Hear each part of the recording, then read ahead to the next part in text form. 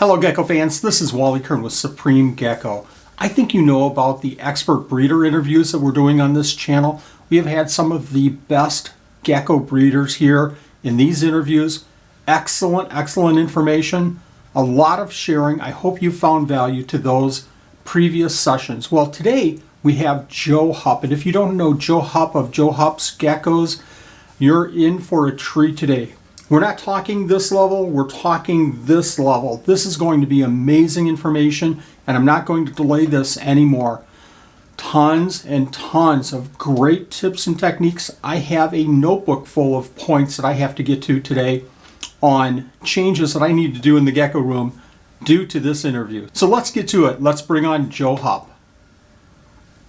I've known Joe for a long time. Joe Hupp is one of the top breeders, gecko breeders in the United States, if not in the whole world. There's many qualities from Joe that I can describe real quick here. He's a national speaker.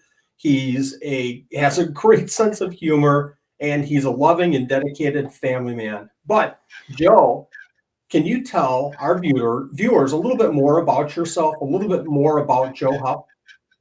Sure.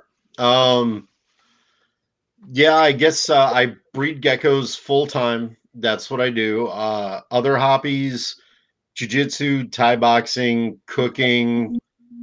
Recently I added kayaking. I do some archery. I like hiking, biking, stuff like that. Yeah. Oh my gosh. I'm guessing you do a lot of reading as well. A lot of reading. A ton. Yeah. I probably go through a couple books a week. Yeah. And I mean, books are a good topic to bring up. I think nowadays on the internet, there's a lot of really good information, but there's also random information from sometimes people that just started doing something. A lot of the books kind of have gone to the wayside, and I think there's something people should revisit because the people that are doing these books have a lot of experience. Most of them have field experience, and you're getting 30-ish years of experience instead of maybe this random source really knows what they're doing, or maybe they don't. And time doesn't necessarily predicate quality, because somebody could do something for 50 years and be okay at it. Somebody could do it for 5, but you can't start off from, I just got a gecko yesterday, here's how to take care of it, So. And I think every show that I do, like this expert gecko breeder show that I do, we bring this topic up all the time. Facebook is a great place. YouTube is a great place.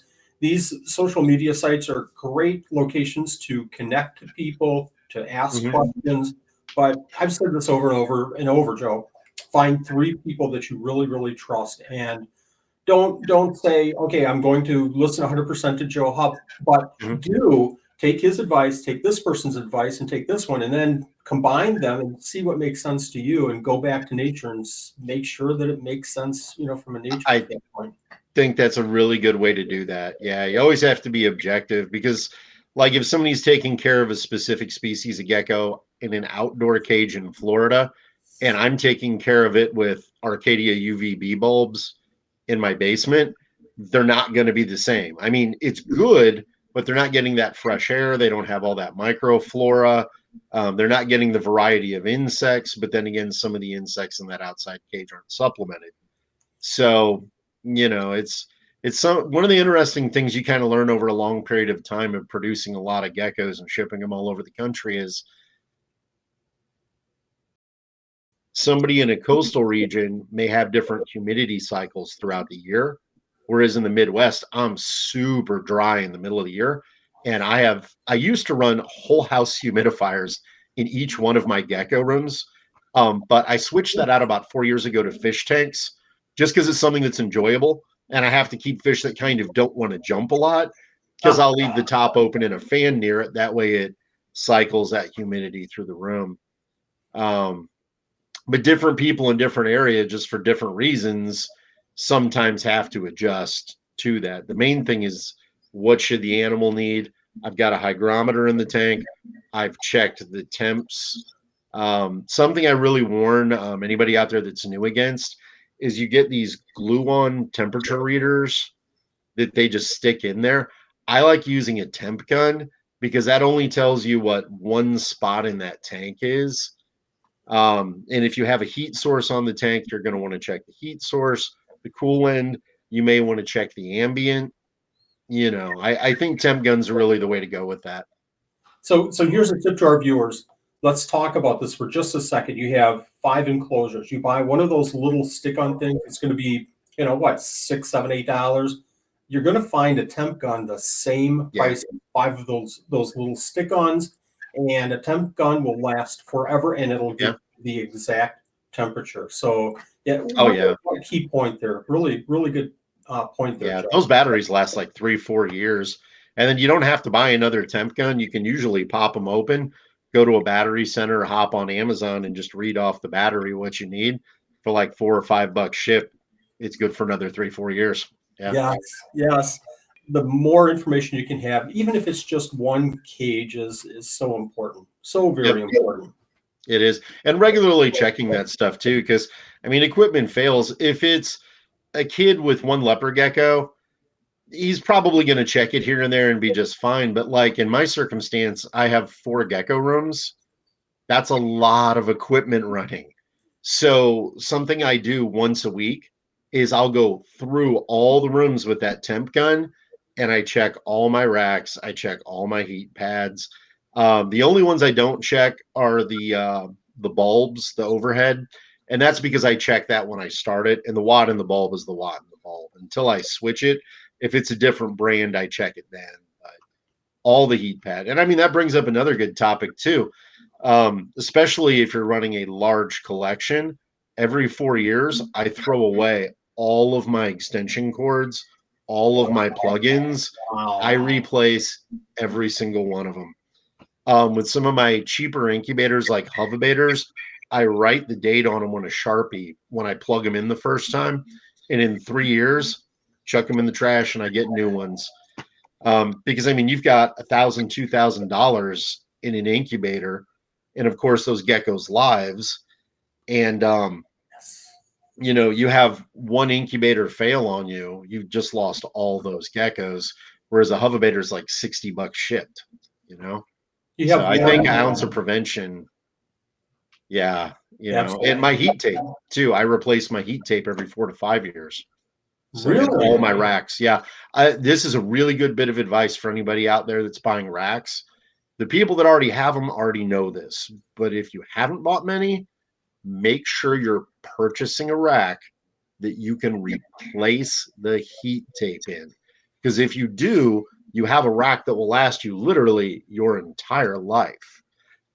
Some racks, pardon me, have plastic built over them, and you can't replace them without destroying the rack, or they're built in a certain way that you just can't do that. So always check with the manufacturer, whoever's making your racks. Make sure you have one that you can replace the heat tape in. Have you heard of stories of people having issues with heat tape? I know I have. Oh, I'll tattle on myself here. Yeah. I would say this is probably about 20, 22 years ago. I had a piece of heat tape that was on the cords that were connected properly on a thermostat, but the thermostat failed. And it heated up. And fortunately, it didn't kill the animals. It was a couple of rough scale boas. I tend to keep stuff in larger enclosures, and they really need most of the time, species dependent. They kind of went to the other side, but it literally melted through. And fortunately, I was home. It wasn't on a wood surface.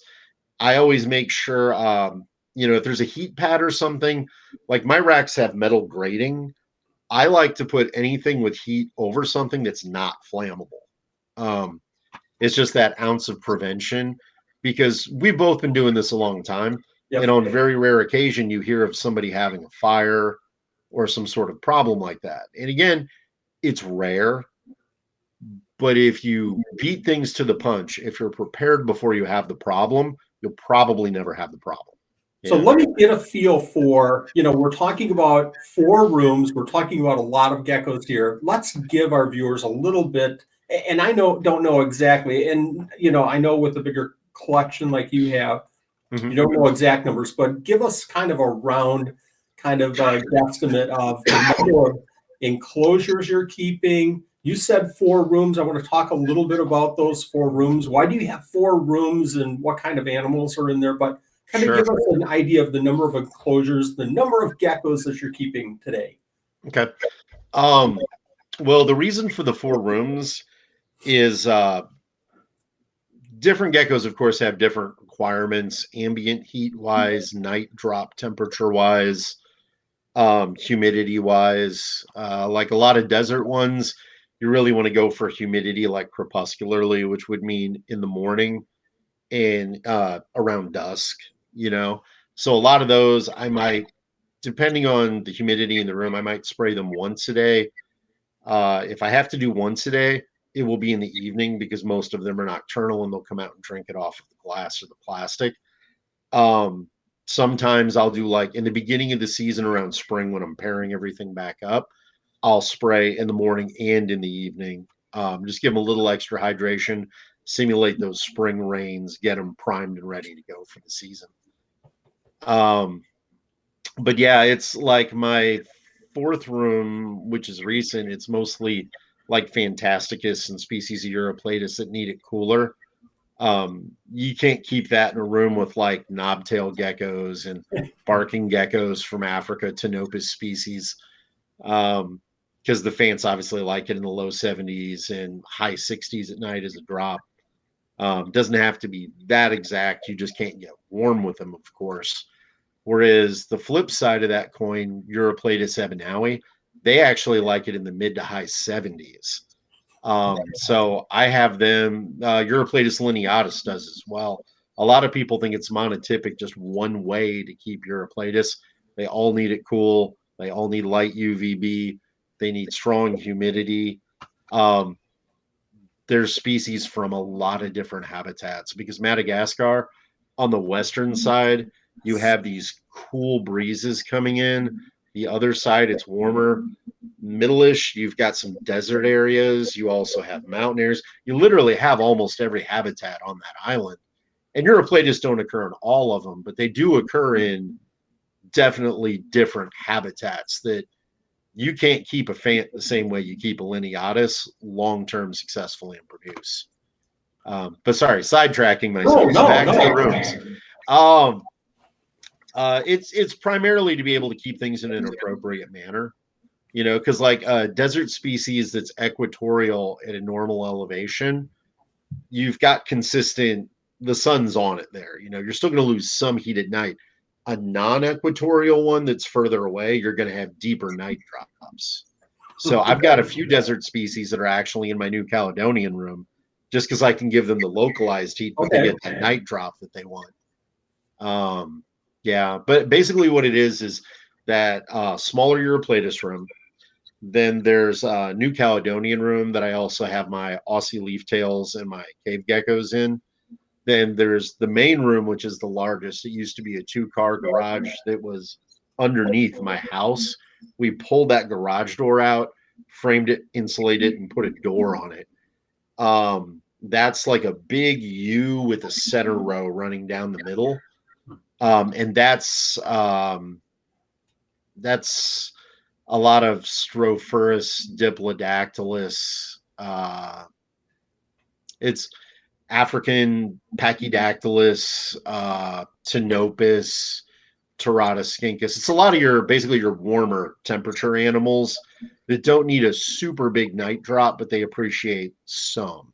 Okay. Whereas like Rangii, the web-footed geckos, they're in the New Caledonian room because they appreciate a little bit more of a night drop, but I leave that heat plugged in 24/7. So they have that option if they want it. If they just had a big meal, they can go sit on that heat and digest it.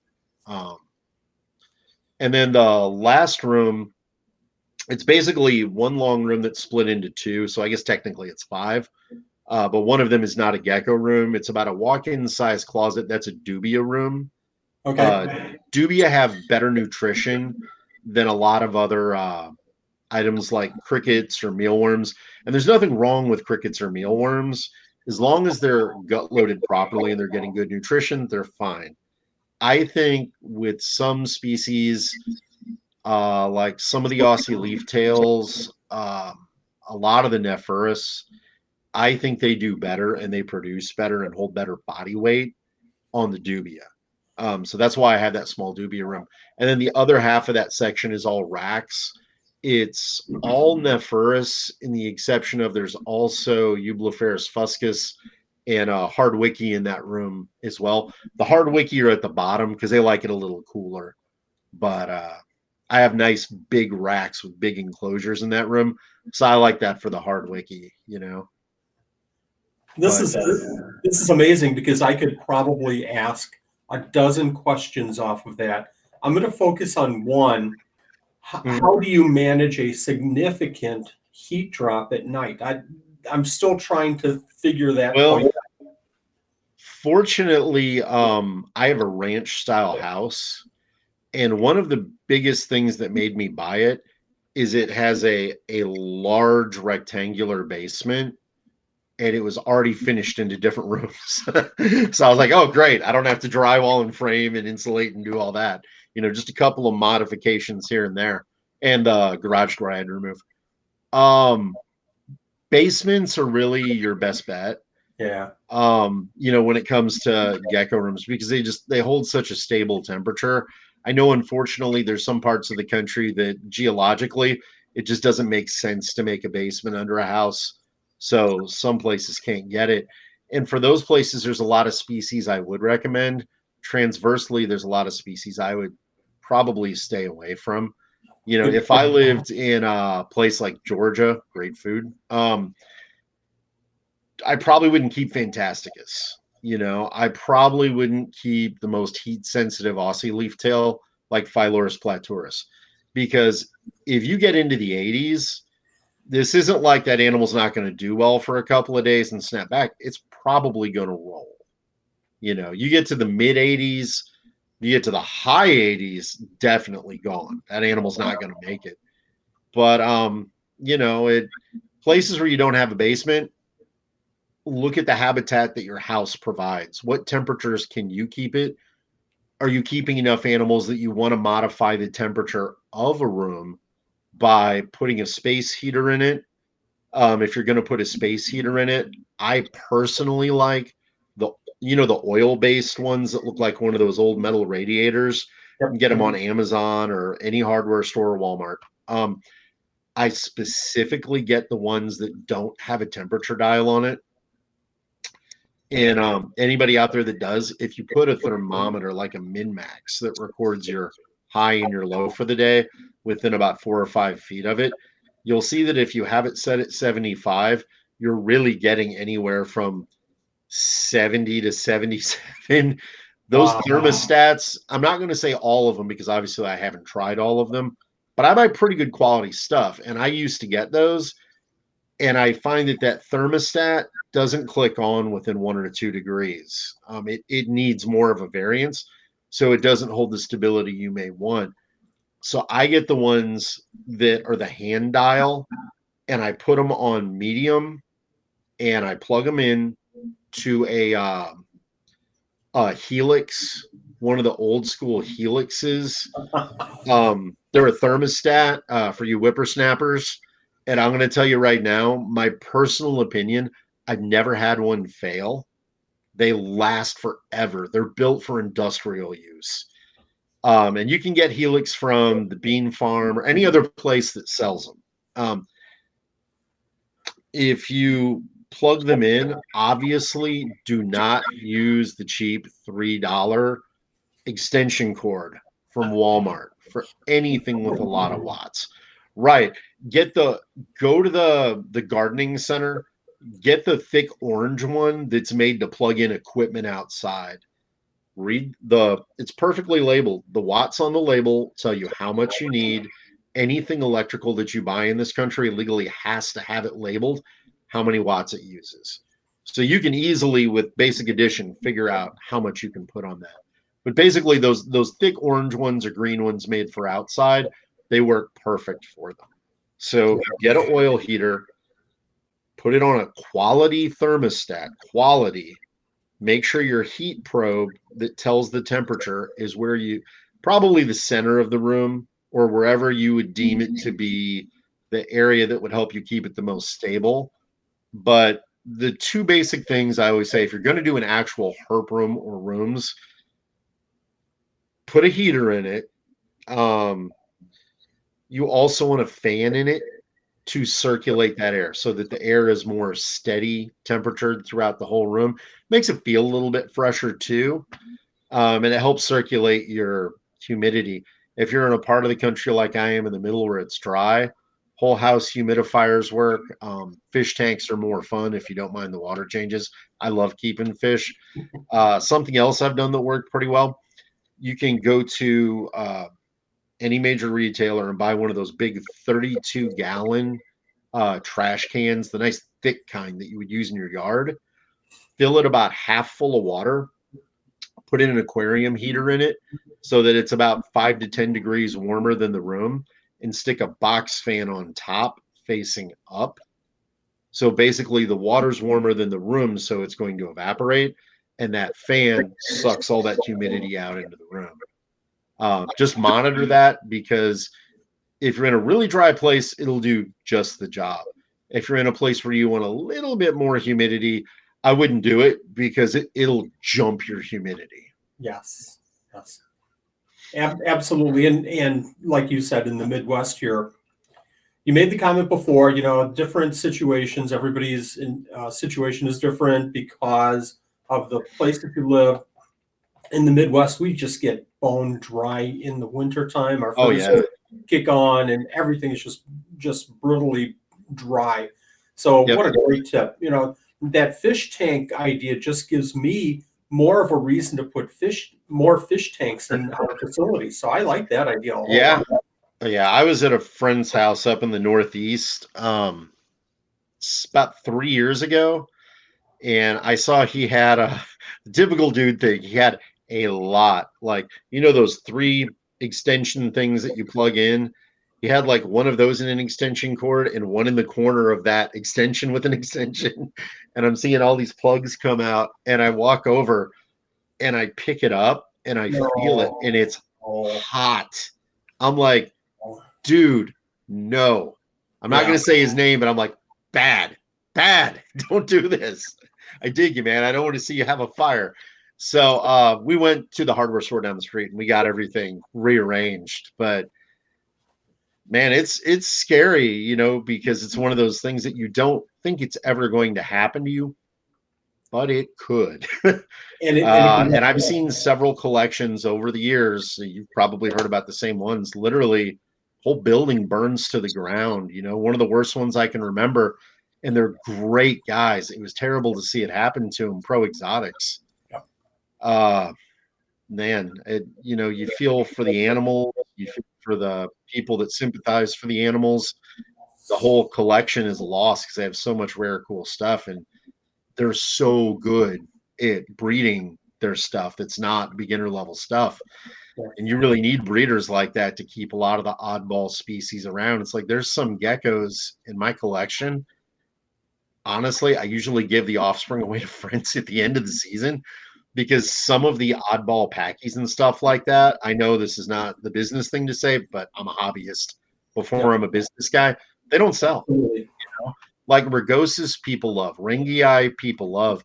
But a lot of the little ones that look the same and they don't have the tuxedo pattern babies, I keep them because I like them. And I think it's important, if you're going to do this as a business, that you have to keep in mind, you don't want to do things you don't want to do. You don't want to get into species you're not interested in. Even if something doesn't necessarily sell, as long as you have an outlet that will take care of the offspring, just produce it in small numbers and really enjoy it.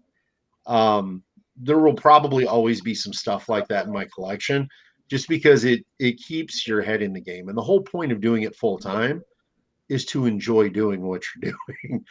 So, there's some pitfalls. I see people look at just the stuff that's big money and I have some of that stuff. But to be honest, some of that stuff isn't my favorite geckos.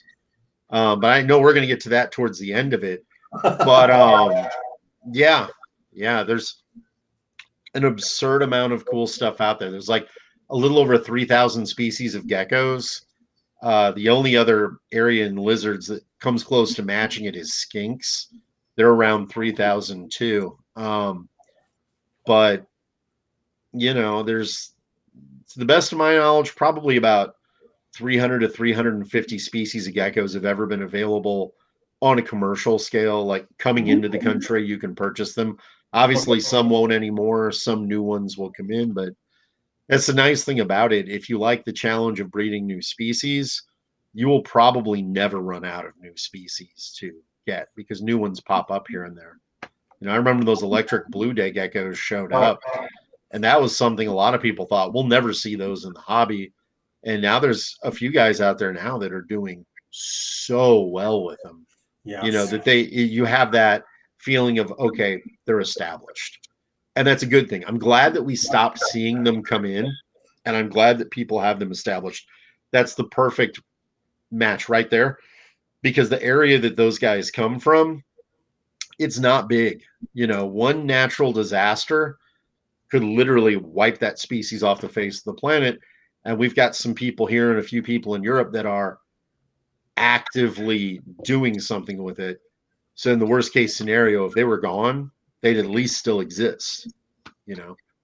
One of our first expert breeders that we had on this show was Frank Payne, and he's doing he's doing some amazing things with these animals.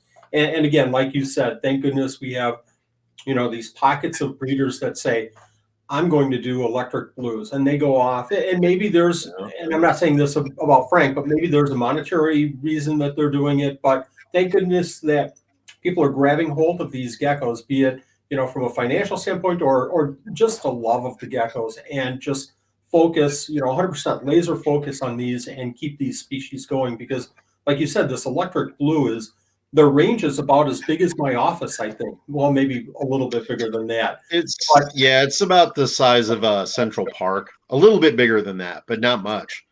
So I mean, cool. One natural disaster, literally gone. Done.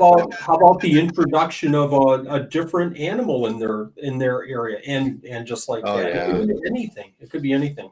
Yeah, I mean that's such a quantitative problem now, because we have airplanes going from place to place. We have people that move animals for different reasons, like Australia.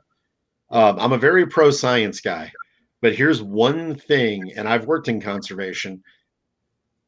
I really don't recommend, because every time it happens, well, more than 9 times out of 10 when it happens, it's an epic fail, like bad. Australia introduces, well, the gardening people in Australia introduce a plant, okay? An aquatic plant. Then they introduce an insect to keep that plant under control because it's covering ponds. Then they introduce a secondary insect to take care of that insect. Then they introduce cane toads to take care of that. And I mean, most people know the issues with cane toads down there now. They're everywhere. Their venom glands are terrible. Lots of animals die trying to eat them that don't know it because they haven't adapted with that animal. And now we have like 4 or 5 species there that shouldn't be there, that are all out competing other things. Introducing these biowebs are so complicated. Yes. When you introduce one thing, it's a chain reaction of things. And sometimes it's small, sometimes it's not too bad, sometimes it can be big, you know. If they're concerned with conservation, the best thing to do is find another way. Like with gypsy moths, I did some work with them for the conservation department because they're a foreignly introduced pest. You know, I mean, there's pheromones you can do to screw the males up so that they don't breed, that don't interact with other species because they're specific to that one. There's a lot of different things you can do, but I don't ever think introducing something that doesn't belong somewhere is necessarily a good idea. You know? Absolutely. I did a lot of studies on this is going back 20 years ago when I was keeping way more fish than I am now, but I used to keep the Lake Tanganyika, I'm sorry, Lake Victoria fish. Oh yeah. And you probably know Perch. Nile perch, just, big fish, great fishery, great food source for the people. Great idea, but then it wipes out all the fauna and it doesn't have anything to eat in the lake and the lake dies. So, just not that forethought to kind of walk through the whole process. It could be. Yeah. And that's an absolute tragedy. That lake is about the size of Sweden and it's shallow. Yes. So over thousands of years, the water level shrinks and it turns into multiple lakes. Different species are isolated. They have generation to generation to generation develop differently than all the other ones around them. And then the lake refills, they're reintroduced. And this happens over and over a time. And it, just like you mentioned, it takes one introduction to say, hey, we're going to fix this thing with this thing that shouldn't be here. And I mean, we lost, I think it was over half the species in that lake. Hey, this has been a great interview so far, and we have a ton of information to go here. But as luck would have it, during the interview, Joe lost power to his house. Now, he regained power pretty quick after that. We got back together a couple of days later and finished off the rest of this interview. Here's the meat and potatoes of this interview, so stick around and don't miss another minute. So, Joe, I have a real quick question. You had initially started with a set number of geckos, and you maintained those geckos. You enjoyed the hobby. You enjoyed maybe even the business at that time. But what actually took you from this level to? I hope I can show my screen all the way off the screen to this level. What took you all the way up to one of the top breeders in the world? Well, I was working at a pest control company at the time, and I was looking at my PayPal and then looking at my paycheck. A couple of months later, looking at both the next year later, and it got to a point where I realized, and I really wasn't looking for the money. I was doing it because I like it. I mean, I've been keeping reptiles with my dad since I was a kid, and I'm 47 now, so it's been a long time. I've been doing it full time for about 16, 17 years now. But it got to a point where I unintentionally kind of realized my monthly PayPal is more than my paycheck, and the paycheck wasn't quantitative, but it was far more than minimum wage and it had benefits. So it wasn't a terrible job, but it wasn't great. It was in the back of my mind that, man, I'd really like to do something full-time with reptiles and do this the way that I want to do it. So that existed. I just didn't kind of realize that was going to pop up so quick. And, at the time I had a daughter that had some health issues, and it made a lot more sense for me to be home with her. So I was like, you know what? The funds are there. Most importantly, I need to be there for my kid. It's time to cut ties with work. So I gave them my, couple of weeks, and then I was out. Yeah. So what I'm hearing you say, and what you're really not saying, is probably the number one impact, and you'll never say this, but knowing you, I know this is the fact. You probably looked at your family first and said, this is what I need to do. This is where I need to be in life. I need to do this. How do I make this work?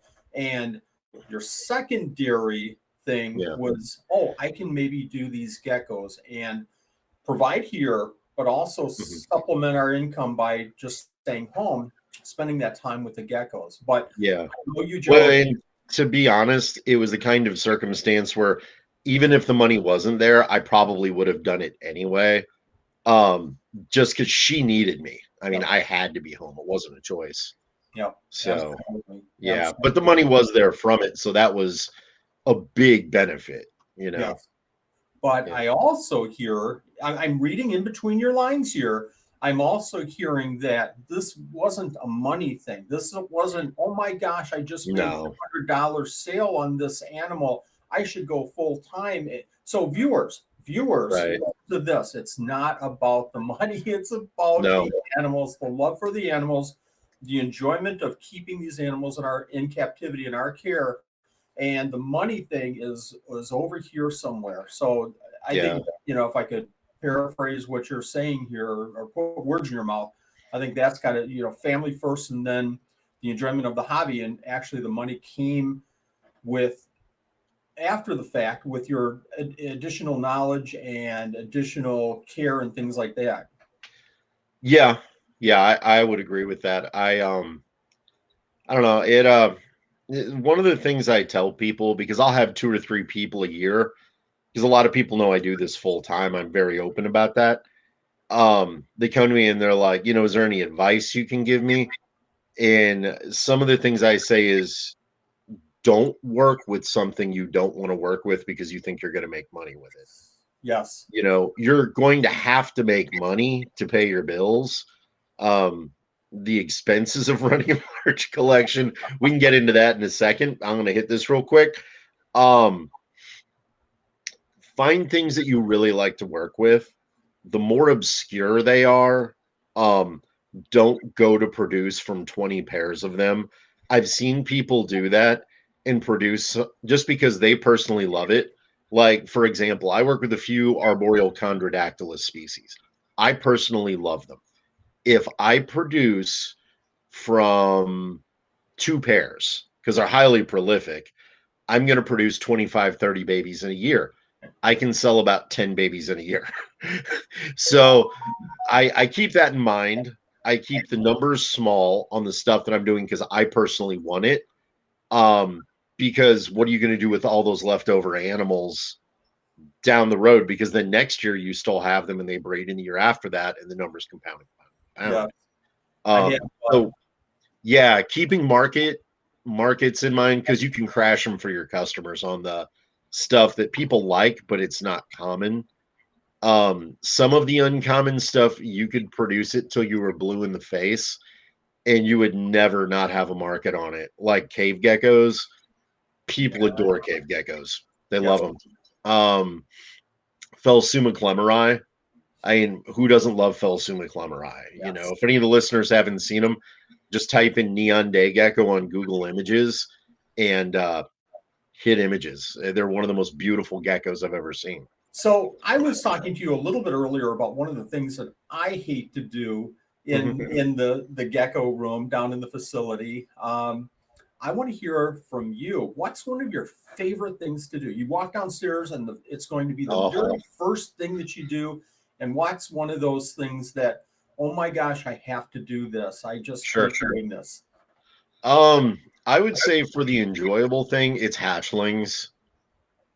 Fortunately, it's almost every day, and I reverse cycle a few species that aren't from our part of the world, equatorially or on time wise. Um, so I have hatchlings almost every day. Um, I don't ever get tired of that. It's like a kid running around for Easter eggs every morning. It's one of the first things I do once I'm caffeinated and the kiddos ready for school is I run downstairs, and see what's hatching. And first time hatches are my absolute favorite. Like right now, I've got a Sulturius salabrosus for the first time eggs.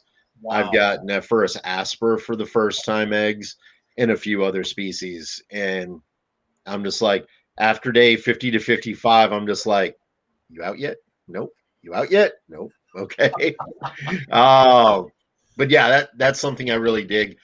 Um, the stuff that I don't dig, I think this would almost be a universal answer. Um, the 2 times a year I do deep cage cleaning. I spot clean as I go because if you do a little bit constantly, it's never a lot. Yep. But there's that couple of times a year where you have to dump, you know, 2,000 pounds of sand.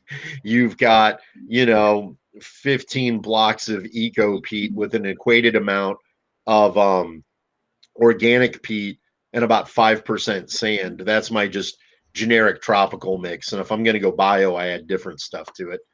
But it's those 2 times a year, I would say, where it's a total substrate change on everything.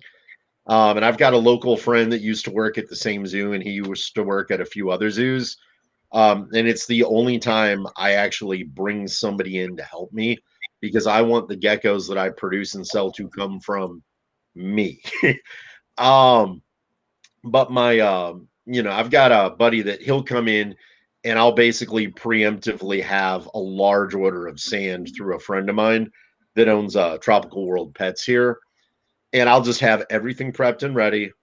And we just, you know, glove up, get the scrapers, chlorhexidine. It's also called Nolvasan.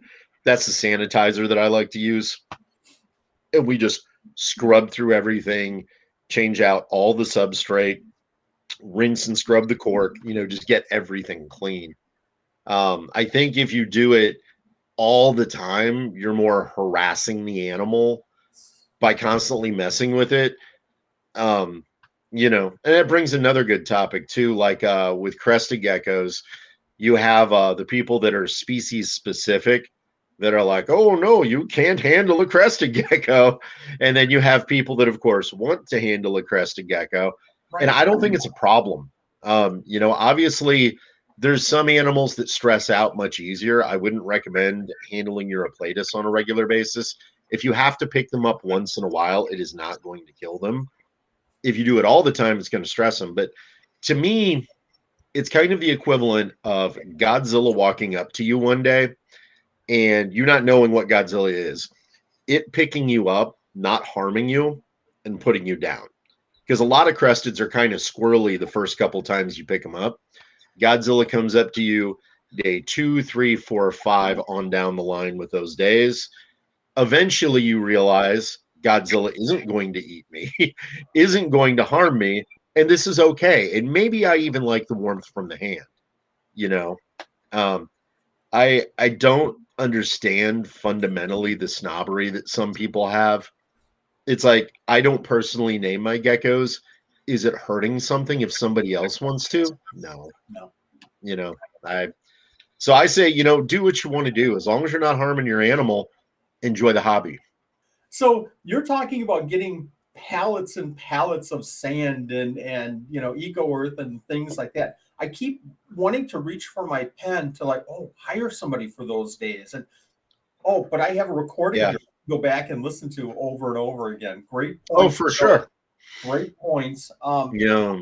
Can't imagine, the amount of work. Well, I can't imagine because I have, a small collection myself. And if I triple or quadruple that, I can imagine how much work that has to be for you. So I've got based off that, a kind of a follow-up question. So a lot of people are going to watch this and say, wait, what? You clean 2 times a year? Why don't you clean weekly? Why don't you clean at least once a month? Oh my gosh, you're harming your geckos. They're not cared for the right way.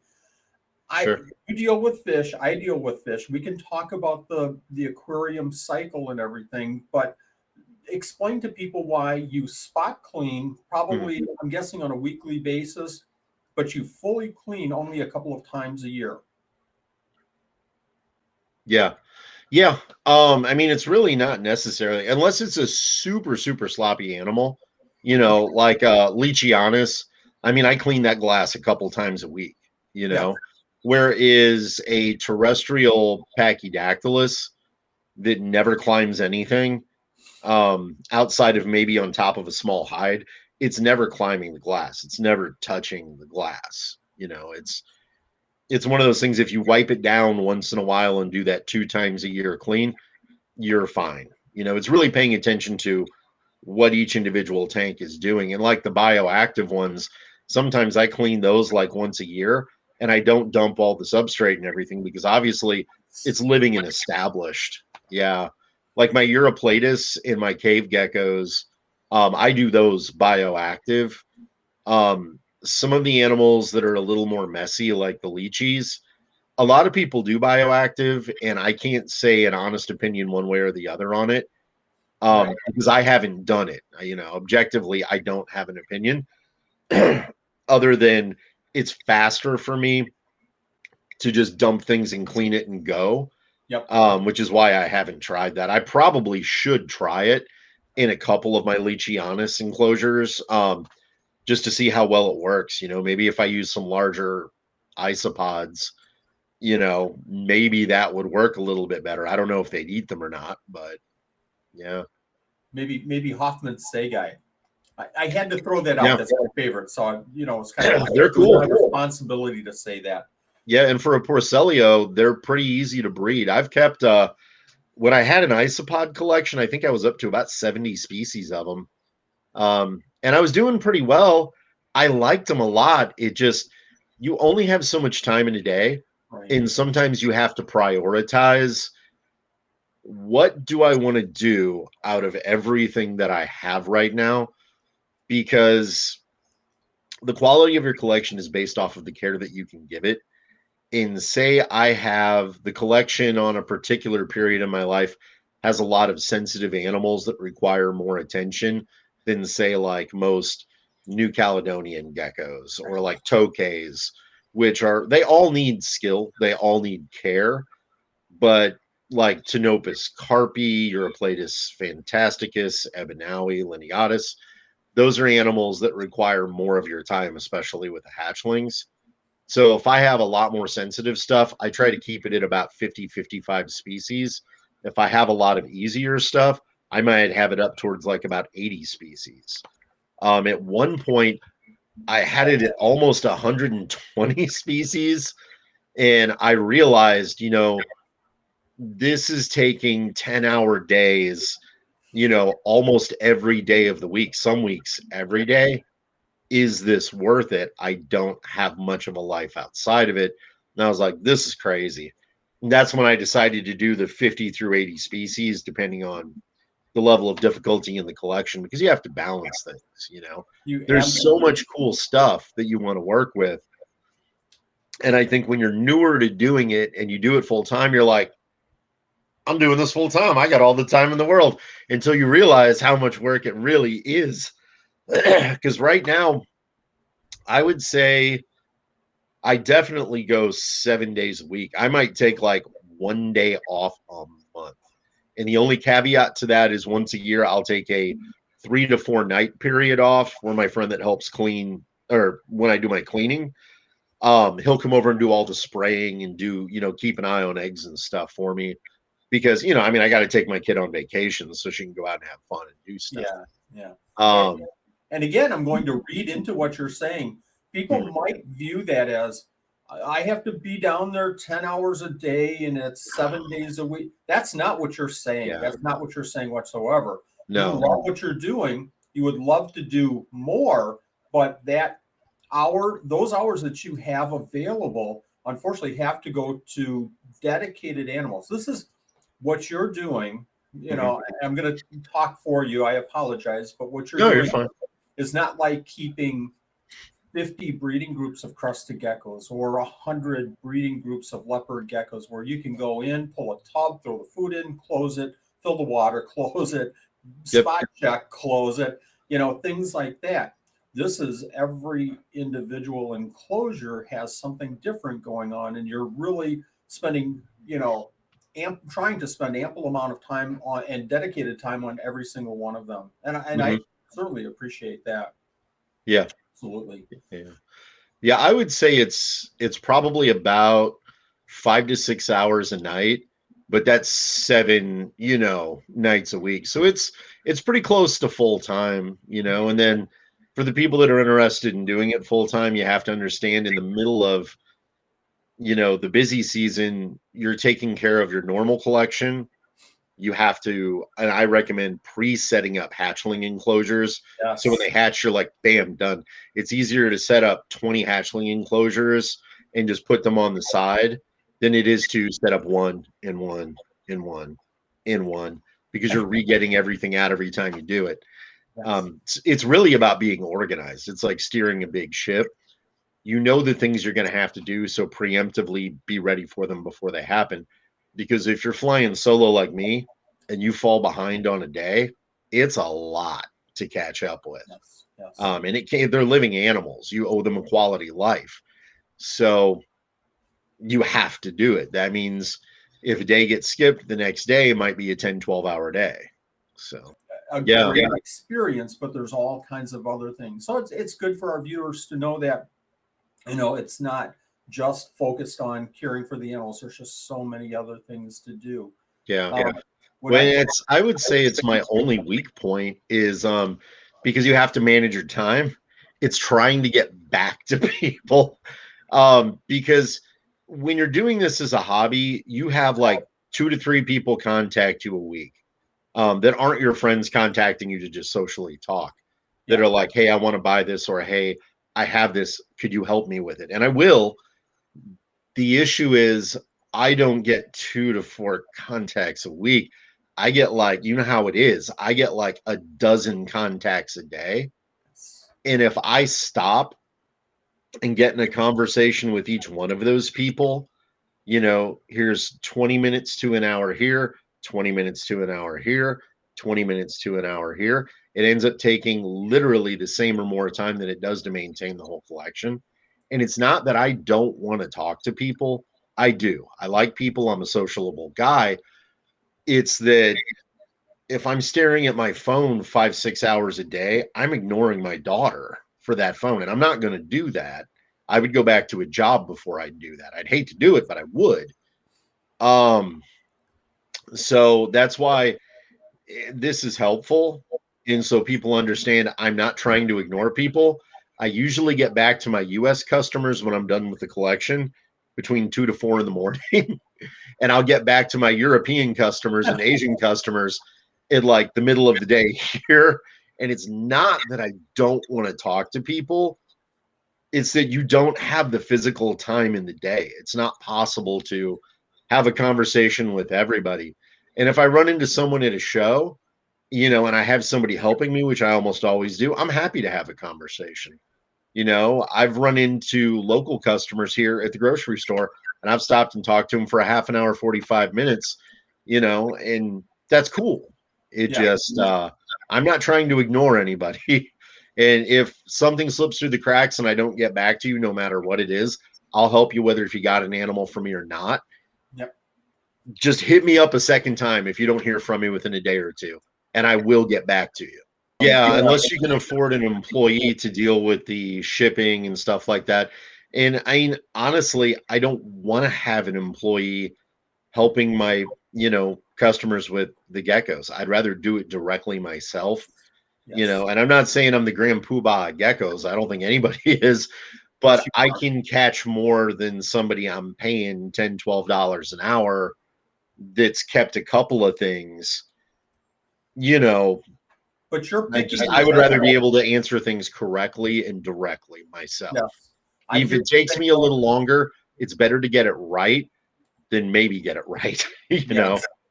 You're picking your battles though. You're taking these things that you have to do during the day. And Mhm. what I'm hearing is that you're saying, okay, for cleaning, really anybody with a little bit of training can do the cleaning. So I'll Sure. outsource that.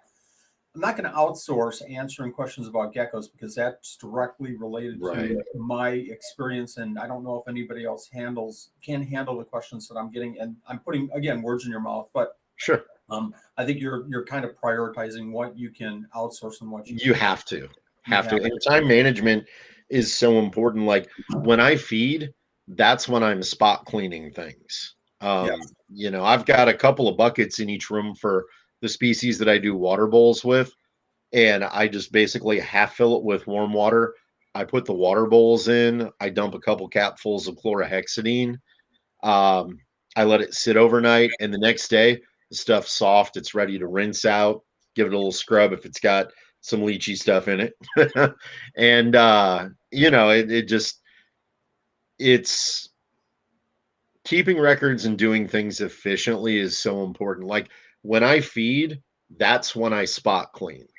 because if you're opening it to feed and then you set your feed down and you spot clean, you're opening that thing once. With 10 enclosures, it doesn't matter if you're opening it up twice, if you got a little extra time. When you have hundreds of enclosures, going through that twice, it's a half a day, you know? So it's about consolidating things and keeping good records. Like for eggs, I know roughly how long it's going to take for the next clutch with most of my species. There's a few that are a little more erratic, which is why I say most, because some will every 30 to 32 days, there's going to be a clutch. Some might be 30, might be 60, So I use different colors of painter's tape because painter's tape is meant to go on a surface and come off easily and not leave residue or dirt on the surface. So I put that down and I use a Sharpie and I write down like clutch laid this date. That way I know roughly the next time I need to dig through and look for eggs or have those nest boxes ready to go. In your facility, Joe, how many I'm hoping to ask it the right way. I'm looking for a quick answer. How many, from a percentage standpoint, how many glass tanks do you have compared to maybe screen tanks, compared to maybe Sure. plastic tubs? About. Do you have mostly plastic? I'm sorry, do you have mostly glass tanks? Mostly, if I was going to sling a rough guess, and you'd have to give or take about 5 to 10%, I would say enclosure wise, I'm at about 60% glass. But that's because I'm old school and that's what we all started with. I used to be 100% glass. That over time, I've added racks for some of the terrestrial geckos. Okay. Some of the species that need more humidity, I'm putting a vent in the top, in the side. Um, and the reason, like the Zoomeds and Exoterras, those European style glass cages that have a vent strip at the bottom and then the screen at the top work so well, is the natural ambient temperature thermal gradient in your room causes a slight airflow through that. So Okay. that's why on all the tubs that I've done, which honestly, I think they work better than the tanks, and I'm slowly switching over that for most of the species. Some species do need more open screen and a heat lamp and UV going across the top. So obviously, it doesn't work for everything. But everything that I can switch to a tub, I am. It's lower maintenance. Most of the time, with most species, you can lift the tub up and see the eggs, and the plastic's way lighter than the glass. I mean, right now I'm 47. I'm a 6'2", 290-pound guy who's pretty strong. So like right now, moving the tanks is easy for me. But 20, 30 years from now, it might not be. And I'm always trying to, I'm always trying to think of head. A 10-gallon tank isn't a big deal. If you have a ton of 29-gallon tanks, that's a lot of weight. I rarely have a tank break or crack, but if you work with enough of them, on occasion, you'll have a bottom fall out, or something will pop or crack, or something will fall off a shelf and hit another one. And with the plastic, it's really not going to get damaged like that. It's lighter, it's cleaner, it's much easier to sanitize. Yeah, I'm a big fan of the tubs. I think a lot of keepers get stuck in their ways after they do things for a long time. And I think it's important to pay attention to what people are doing, because over time we get better at things. And it doesn't matter how long I've done this, you can learn from anyone. The first time I saw somebody using a tub, I was like, huh, that's a little odd. I've never seen it, but it doesn't mean it's bad. Um, I'm looking around my room at like, $8,000 worth of caging, and I'm thinking, man, they only spent 500-600 bucks on that. I could have gotten more cool geckos with that money.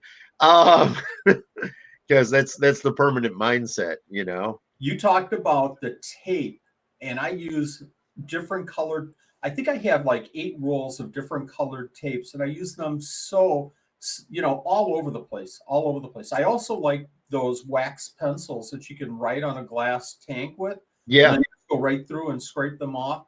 Use Sure. them all the time. Yeah, great. Yeah. Great. I use dry erase markers for those. Yeah. There you go. Exactly. Yeah. Just little tips like that. Yep. You talked about food, and we've kind of covered this a little bit, but can you let our viewers know what foods you're feeding your geckos? Yeah. Do you raise any foods yourself? How much time do you dedicate to the foods that you feed your geckos? And maybe if you can think of something that, is commonly known in the hobby about feeding geckos that you would go, well, that's not exactly right. Here's really how I feel about it. Maybe a myth that people kind of overuse with feeder insects that Mhm. maybe you could debunk for us. Um, Talk about the foods that you're feeding right sure. now and how much time you spend with just live foods. I mainly the vast majority of what I feed off is crickets and dubia. Dubia have really good nutrition. They don't produce super fast. So I have like a temperature controlled walk-in closet size area that's just baker's racks of dubia tubs. Yeah. Um, I think with some animals those work out a lot better, like with Nephrurus. They will survive and do perfectly fine on crickets. I've seen very healthy ones, but in my opinion, and it's true that dubia have a little bit better nutrition just naturally. I think they breed a little better on dubia.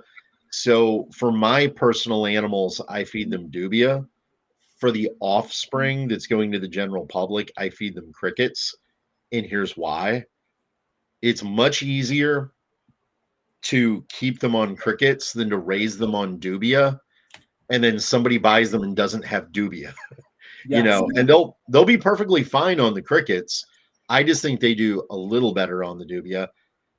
And you can get them from the crickets to the dubia super easy, but you can't always get them from the dubia to eating crickets. And I don't want to sell somebody something that they're going to have a hard time getting food for, or they may not be willing to produce themselves. Not a lot of people want tubs of dubia roaches in their home. Um, so that's pretty much the story on that. And for regular customers, I'll take special requests and raise babies on dubia. If I already have some hatched out and somebody wants me to do that for them, I will. I'll Wow. just mark it with a little purple piece of painter's tape, and that lets me know that's a dubia tank. Um, Wow. so yeah, but mostly dubia, um, crickets. I do banded crickets. It took me a little while. I used to do Anchieta domestica, the more common cricket that you run into in the hobby. Took me a while to switch some things over to the bandids. Um, some animals like the Ptenopus and some of the cave geckos really didn't seem to like the faster, higher jumping type Really? thing about them. But then again, they also have better nutrition. So I switched some of those over to dubia for a while and just kept messing with it until I got them to eat them, and now they're eating them. But I'm a big fan of the banded crickets. I do go through hornworms every single week because the nutrition is through the roof on those. As a matter of fact, that brings up a good point with inverts. My mix that I make for my New Caledonian geckos, even though it already has insects in the mix, I add fresh insects to that mix. I'll take a couple dozen crickets, about a dozen dubia, and a few hornworms. Because keep in mind, this is a very full, large blender. And I'll freeze them because, I mean, you should never dump something alive in a blender. Yeah. So I'll freeze them overnight, and then I'll set them out on the counter for a few hours. I'll make the mix and put the euthanized insects in, the blender with that.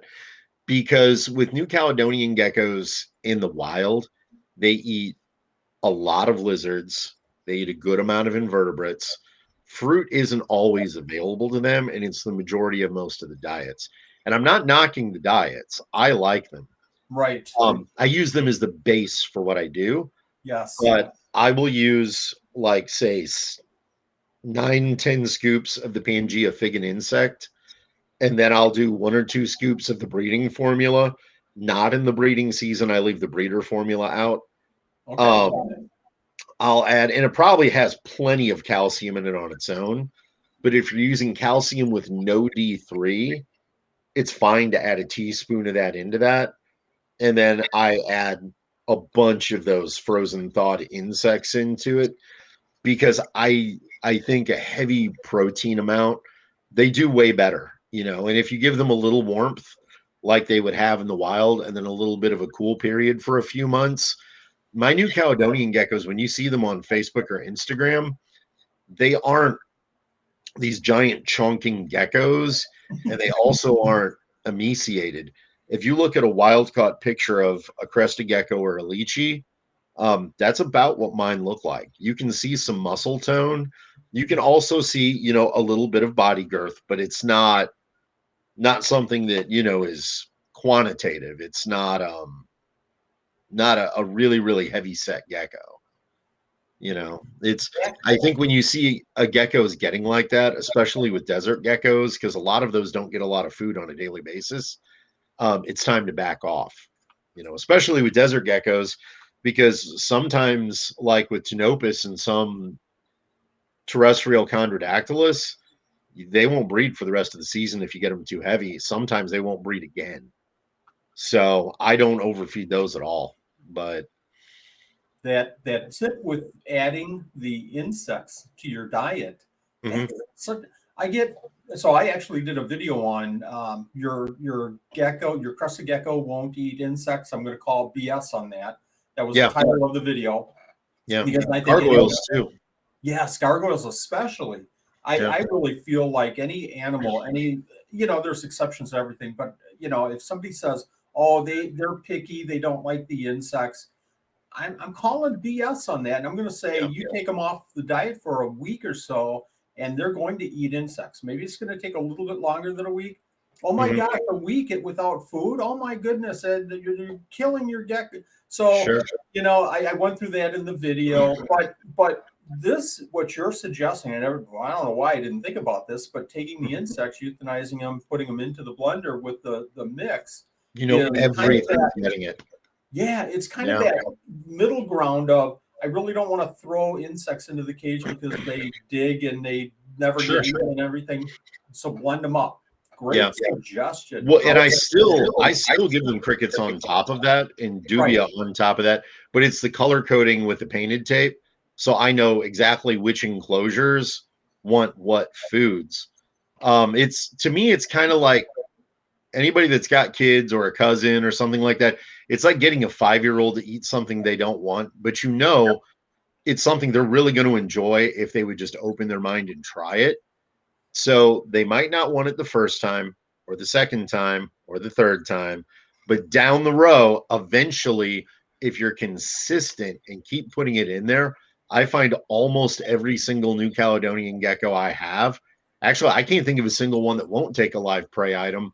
Some of them are just a little more picky on which prey item they'll eat. Right. Like my kahua tend to have a preference for hornworms, whereas my cresteds really like something that moves faster, like crickets or like a dubia if I put them in a cup at night in there. But yeah, and here's a good one for people too that really want to try it that have a difficult animal. I will take the powder mix that I make the base for my, gecko mix for them to eat, and I'll shake, gently shake if it's a pinky it with that, or the crickets or the dubia. So they're at least sensing something they're used to eating. And they're like, oh, this might be a food item. Let me try. Oh, it moved. Well, let me check it out. Didn't eat it today. Didn't eat it Tuesday. Didn't eat it Wednesday. Bam, Thursday or next Thursday. Eventually, it's going to eat it. You just have to let it know. My wife does that with fries and broccoli with me. She puts cheese on the fries, and it's like, oh my God, this is so good. And then she does it on broccoli. It's like, wait a minute, something's different here. Cheese. Okay, I'll eat it. Yeah. Exactly. Yep. Yeah. Good stuff. Okay. Yeah. Here's a big one off of foods. You didn't say the magic M word whatsoever in there. Why not? Mealworms. They have a very short gut, so they don't hold a lot of nutrition unless you've long-term fed them, so they might have some in them then. I don't think that they're a bad food. Obviously, a lot of animals thrive on them. Right. You have to be kind of cognizant as to what you're feeding long-term, because an animal can survive on something, but it doesn't necessarily mean that it's thriving on it. I think a lot of species that come from arid areas, a lot of them don't have a ton of nutrition in their food. Some of it does, but a lot of it doesn't. So I don't have a ton of uses for them. I find that dubia nymphs for some of my smaller desert geckos, they seem to do better on them than mealworms. I do have one colony of mealworms. I do produce them myself because I believe in a varied diet on the species that don't kind of get too addicted to one type of food, because you don't want to get them stuck on something you don't want to give them long term. But like the Ptenopus, I will give occasional mealworms to. My Eublepharis fuscus, I give mealworms to. If I had more leopard gecko type species, I'd be utilizing a ton of them. Yeah. But I don't. So I don't have a lot of use for them, but there is use for them. There's some species they're great for. It just doesn't kind of fit my plans. Yes. So my base is dubia, crickets, and hornworms, and I burn through 10,000 crickets a week, about 4 to 5,000 dubia that I produce myself, probably about 40 to 50 hornworms. And the crickets, when you're buying wholesale, aren't crazy expensive. It is a chunk of money. I spend $100 a week on them, but when you construe how many animals I'm feeding off them, plus the dubia, it's really not that bad, you know. As far as the hornworms go, I'm not even going to try and breed those. For the numbers of them that I use, it makes more sense for me to purchase them. I have a buddy that owns a local pet shop, and he always wants stuff from me. So it's one of those quid pro, kind of quid pro. Too much caffeine. Sorry, bro. Circumstances. I basically just give him geckos, and I have credit. And throughout the year, because he likes to keep some of the cool, oddball, expensive stuff too, it pretty much covers my sand, my eco peat, on occasion new caging. I also have a few fish tanks. It's covered buying one of my fish tanks. It was a 120-gallon one, the oddball, 4 foot long, 27-inch tall. Um, yeah, it's covered my pinks, about anything I need from them. Brief caveat to go back to dusting things. Same things with Leachianus and Trackies on those pinks. If they won't eat them up front, dust them, and don't tongue feed them in the face with them. Um, Set them in a cup and leave it alone and let them figure it out on their own. They'll usually go to a food source faster than if it's put in their face. If it's an animal that just recognizes what it is and bam, takes it, that's fine. I'm not knocking tongue feeding because all of mine are established. That's exactly what I do. So I know this pair, both the male and the female, got one, as Yes. opposed to putting it in the cup. But when you're starting and they aren't eating them yet, I find that's the fastest way to get them interested in it. And then start tongue feeding them after that, so you know that they're both getting them. Great points. Great points. Supplementation. I'm going to jump into there. A lot of these questions are for our viewers. I'm going to be very selfish here and ask this question. Well, for our viewers, but it's all about me on this one. Sure. Supplementation. Tell me about your supplementation. Do you dust every feeding with your insects? How and no, if this is kind of a trade secret for you, No, go back, Joe. I have no trade secrets. Okay. For supplementation, what's your blend? How often are you switching out? Talk to us about calcium and Sure. the vitamins that you're feeding, if you wouldn't mind. Yeah. I like the Repcal calcium. I also like the Repashy Super Cal. I have a couple of different mixes that I make. I also add a little bit of Herptovite in it. And basically, I have one that has D3. You can do any mix of any brand of calcium and do this. Yes. This is the most direct, easiest way to explain it. I have one with D3 and I have one with no D3. They both have a little bit of minerals in them. I think it's better to go lighter on the minerals than heavy because you don't know every single animal's individual allotment for what it needs. And that's whether if you're keeping one species or 100. there's no real studies that show the breakdown for every single species on that, even the popular ones. Not something that's lab graded and actually based off of facts, not opinion. The things to be cautious of: vitamins A, D, E, and K are all fat soluble. It takes a lot of any of those to overdose and cause damage on an animal. Yeah. But if you are using like a vitamin A supplement, like there's one that's made for dart frogs, which is great for dart frogs, I'd be apprehensive to use it long term with geckos because it can cause toxicity over a very prolonged period of time. So that's why I'd rather go light on that, because they're getting this stuff on a very regular basis. But let's break it down to the D3 set and the non D3 set. Yep. The animals that I have that are getting UVB 6% or 12%, I give them very, very, very light on the D3. Like I'll give them the no D3 for like 3 or 4 feedings and the D3 for 1, because they're already synthesizing it out of their foods and the nutrition that's sprinkled on their foods from that UVB bulb.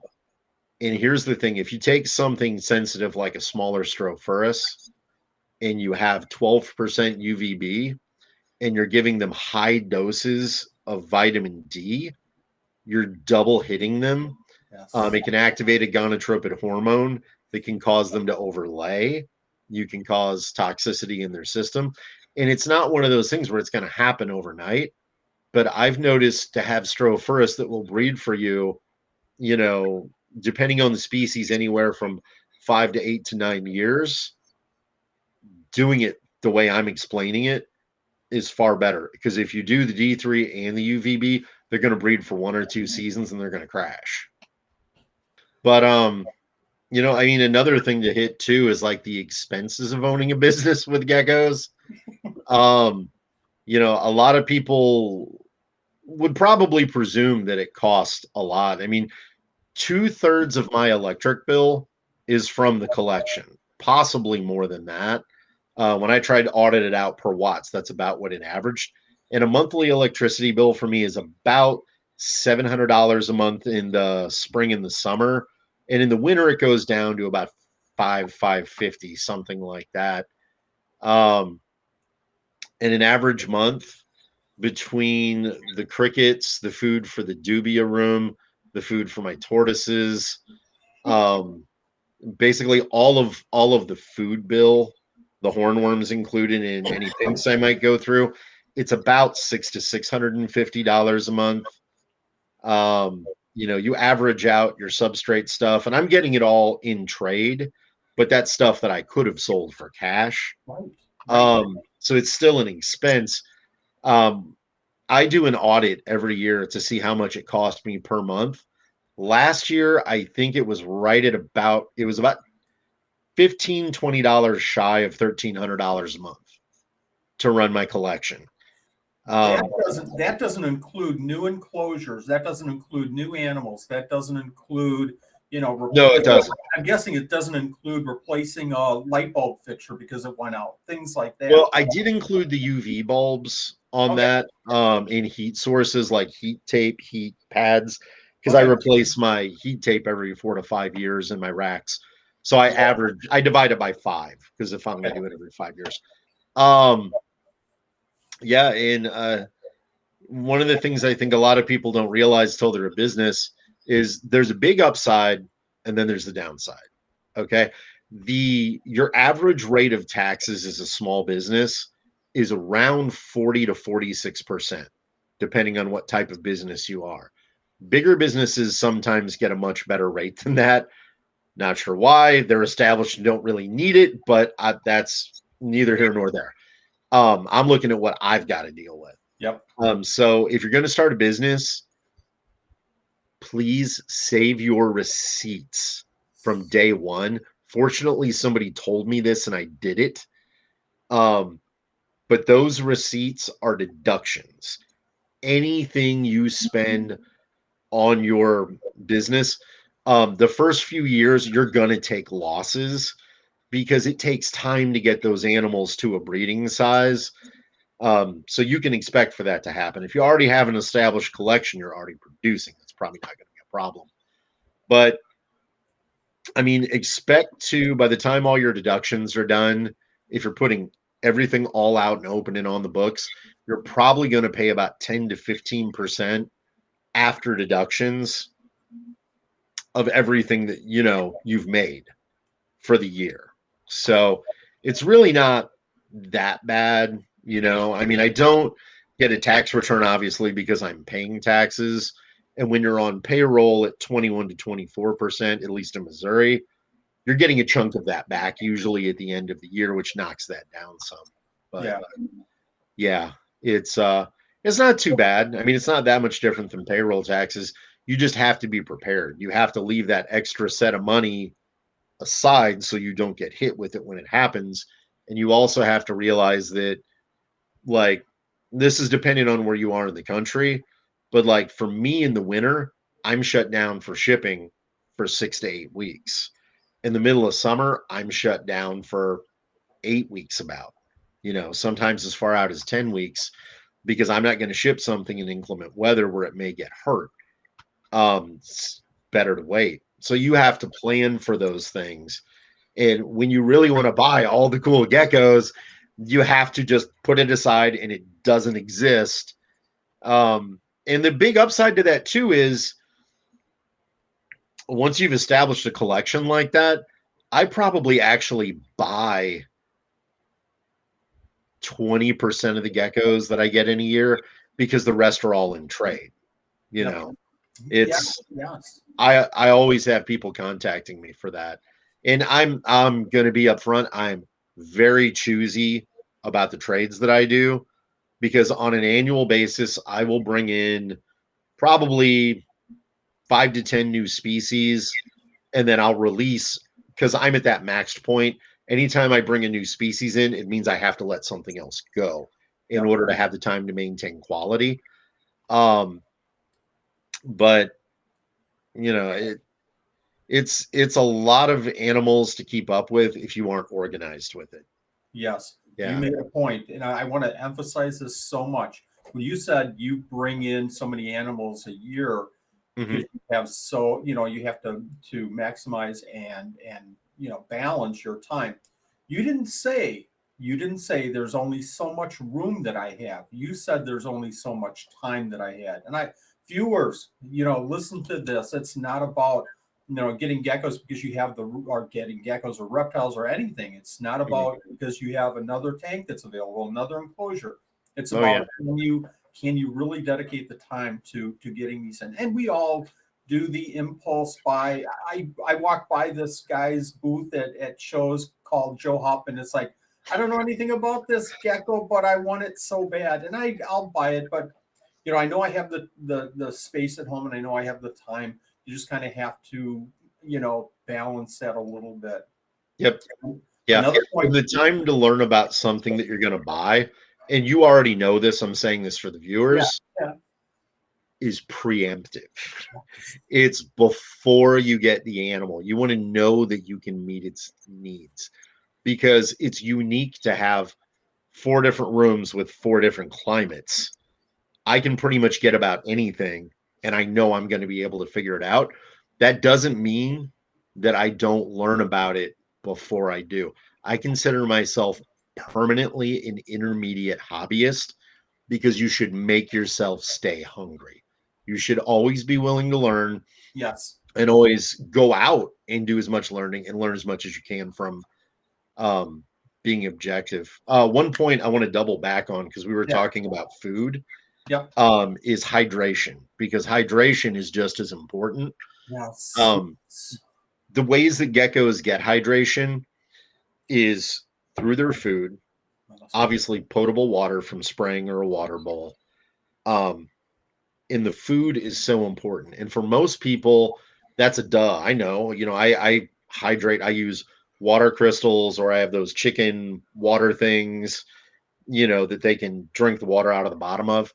Um, on occasion, I do run into some hobbyists that are like, oh, they get all the adequate nutrition they need from the stuff I'm feeding them. And I'm like, oh, okay, what are you feeding them? And they're broccoli, some drier types of vegetables, and maybe some fruits that aren't super hydrating. In my opinion, you can't overhydrate your prey items. So I use water crystals with mine. I go through a ton of them a year, a ton. Uh, some of the foods that I feed are like the leftover gecko diet, the mix that I feed the New Caledonian stuff.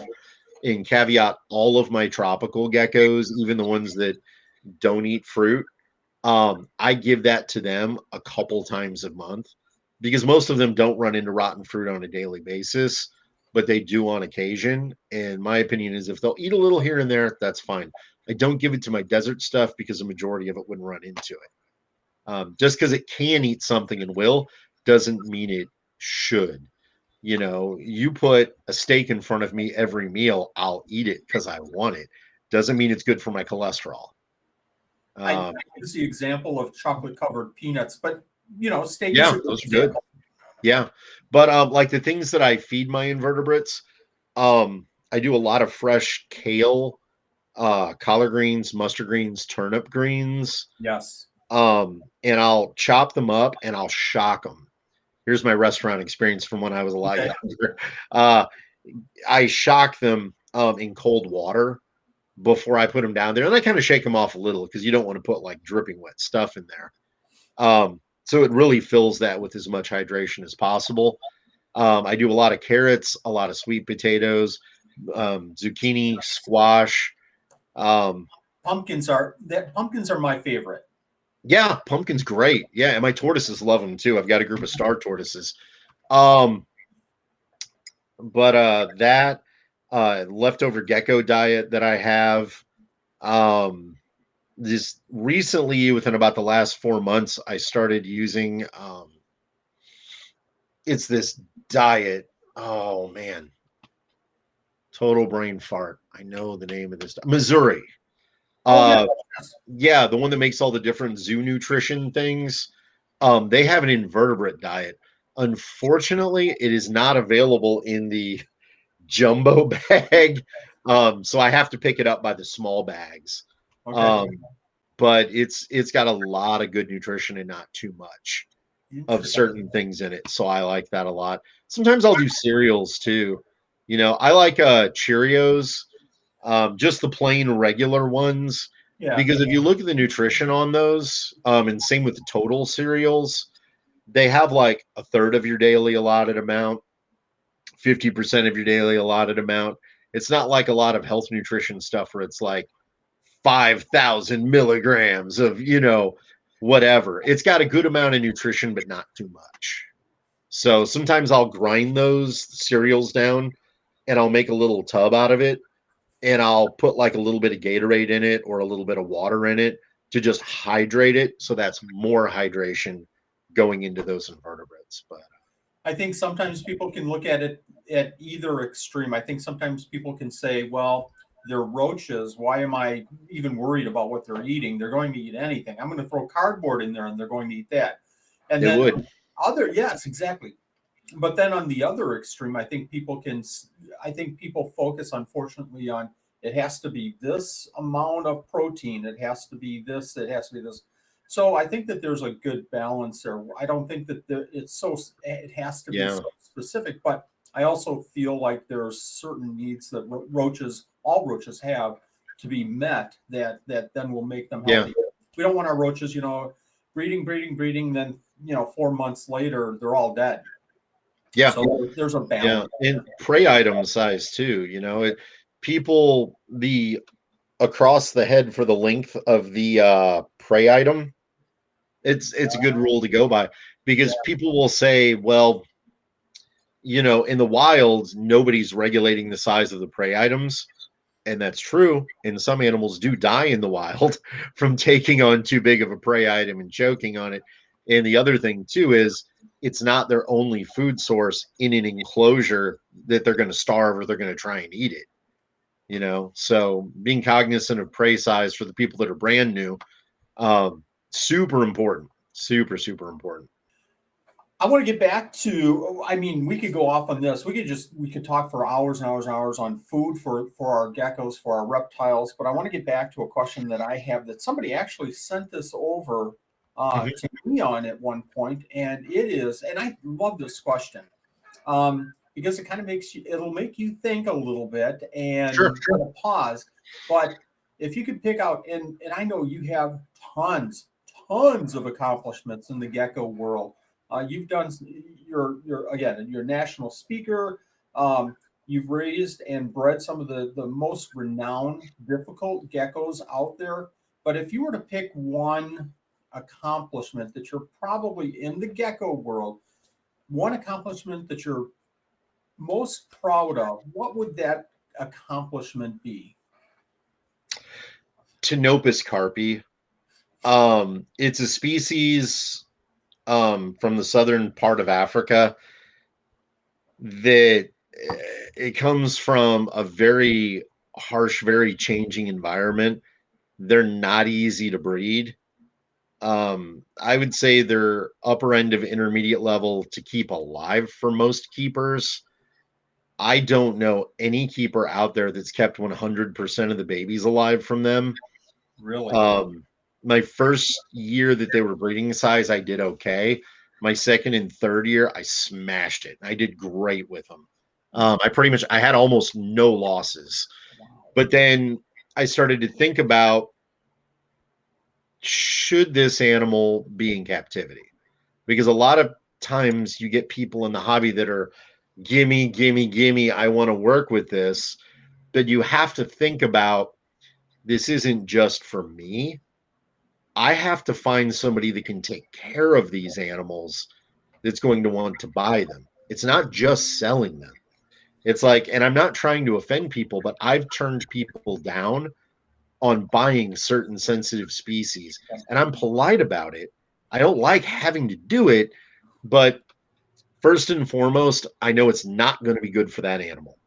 Right. Second, I feel like I'm stealing from them because I know this person's handing me $2,000 for a pair of this that I know they're probably not going to keep alive, and that's not okay. I would rather have to hold on to that pair for another month or two or three or four or six or whatever. I mean, it never takes me that long to sell stuff, but usually it takes another month or two. That's fine. For the amount of food I'm going through, for the amount of work I'm putting in it, that's totally cool. I would rather do that to make sure they end up somewhere where they're supposed to be. But I would put Ptenopus carpi in that upper level of, I don't feel right breeding this and keeping it in the hobby, not because I don't love the animal, not because I don't want to work with it, but because if some of the best keepers here and in Europe and in Asia, on the rare occasion that they can get them, can only keep half or less of the babies alive, it's kind of cruel to keep this. And it's not endangered in the wild in any way, shape, or form because they're in that freaky extreme habitat that they're from. They're doing just fine. They're okay. I think it's better to just let it go. And I think that's okay to do sometimes. Tell me why. I kind of know why, but tell our viewers why this is such a special animal. What are some of the features? What are some of the characteristics of this Sure. animal, Ptenopus carpi? I've heard this. It has almost these thorn-like projections on its back feet. When they dig, I mean, it's like watching two pieces of machinery just going. They bark. They have a call. If you get on YouTube and just look up African barking gecko or a Ptenopus spelt with a Pten, and the rest will pop up from there. Yep. You'll get to hear them bark. And from what I've heard from friends that have been to Namibia, to South Africa, to hear them, it's the male calling out. And then once one male starts calling, another male and another male and another male and another male, and it eventually ends up being like a chorus of frogs, a different sound, but just coming from everywhere. And it's relatively loud. That's something I usually warn people if you're in an apartment with thin walls, you probably don't want Ptenopus. The Carpi I don't work with anymore for that reason, but I do work with Ptenopus coqui. It's much tougher Okay. as far as breeding them goes, and I give people advice on what I do. They can be bred. They're an intermediate level species. I would say they're as tough as a Fantasticus. But if anybody's kept any Uroplatus, it's totally different husbandry. You probably have the skills for it. If you've only worked with like cresteds and leopards and it's not knocking them, they can just take a wider range of stuff. I wouldn't sell them to them, point blank. Uh, right now, the only things I have that I'd be limited on who I'd allow to purchase them are some Uroplatus species and the barking geckos, the Ptenopus. Yeah. It's hard for a hobbyist to realize, that line. Years ago, Harold Chapman offered Yeah. me, Awesome dude. awesome dude, offered me Periodora Masoe. Hmm. And after I stopped drooling, I said, Harold, I'm not going to take them. I appreciate the offer. I'm not there. I'm not there as a hobbyist, and I wouldn't be doing this animal justice if I took it. Even if I researched, for the next 48 Yeah. hours straight, I don't think I'm set up. I don't think I can do the things necessary with these animals. So I think it's very important for hobbyists to realize it's not a bad thing to stretch out your experience, and that's not what I'm saying. I am saying, just like you said, it's not a good thing to think that you can take on an animal that has so particular of a care without bridging that with other experiences. I Yeah. think that's maybe the best way to say it. Those are extremely delicate. Yeah.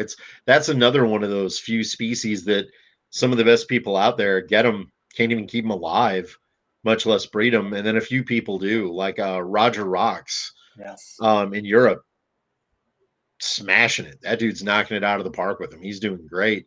There's somebody in the US I used to know that bred them. He kept them in a closet, in a part of his house, in a room that nobody really went into very often. They're really one of those species that I think for the most part, you pretty much need to leave them alone. And I never asked him if he had like lighting on a timer in there or how that worked.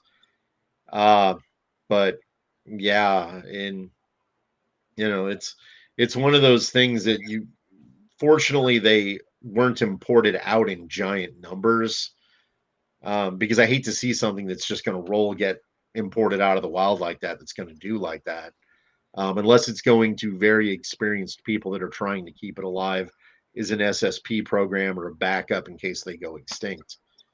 Um, I, but I yeah, from that point, I kind of look back at 15 years ago when satanics were $35 a piece, and everybody wanted yeah, satanics, and probably 1% of the people that got them probably kept them alive for more than a few months. It's unfortunate, but you know, it it's is true. what it is. And there were Is there massive numbers of them. massive numbers? Massive numbers. If there's one or two geckos that you've not had the opportunity to keep that Mhm. are kind of available in the hobby somewhere, somebody's keeping them. Do you have a couple that are on your wish list? Uh,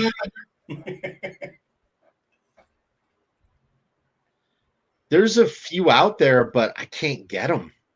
I mean, if Okay. I could have, I would have, I mean, there's some of the New Zealand geckos that I'd like to get, but you know, it it's not worth risking your whole collection and getting in trouble Right. over a species when there's so many species you can work with.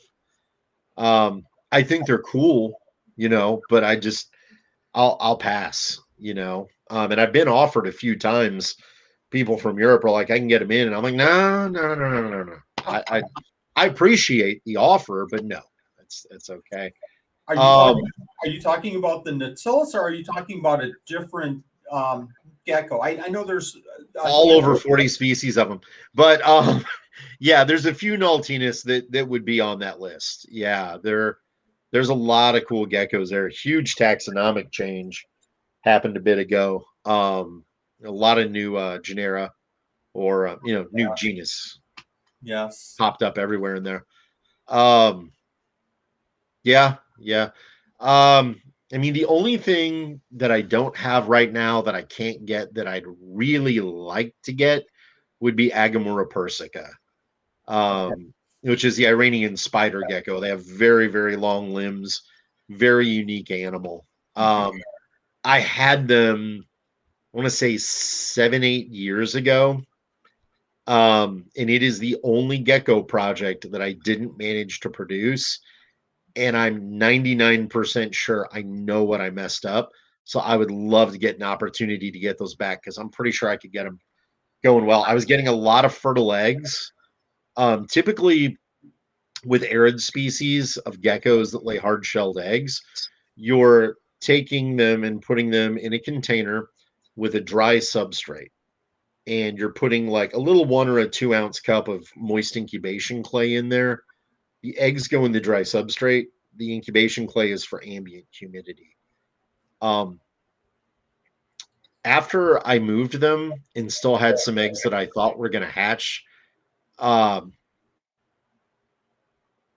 everything got fully developed. Everything got to the point where, I mean, the coloration, the pattern, everything, they were perfect hatchlings. Every single one died in the egg. I got over 20 fertile eggs from them.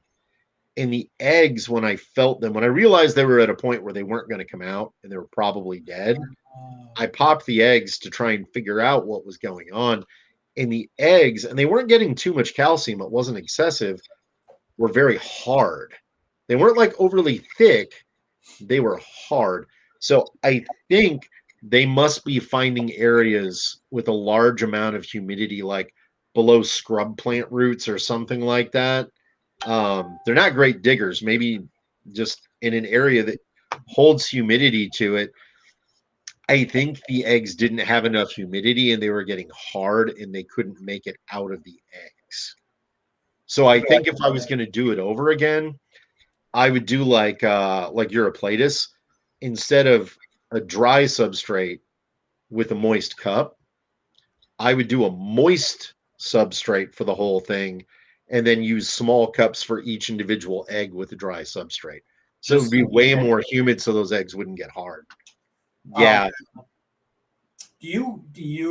I'm going way off tangent here, but kind of related. Do you put holes in your incubation container? None of them. None of them Nope. at all. Yep. I didn't. No, because of our winters are so dry here. I just got it in habit not to do that. And it's just part of the pattern of my week. Every Friday, I just pop all of them, fan them with the lid for like 15, 20 seconds, and then put the lid back on. So and honestly, from what I've heard from other people, you really only need to do that like once or twice a month.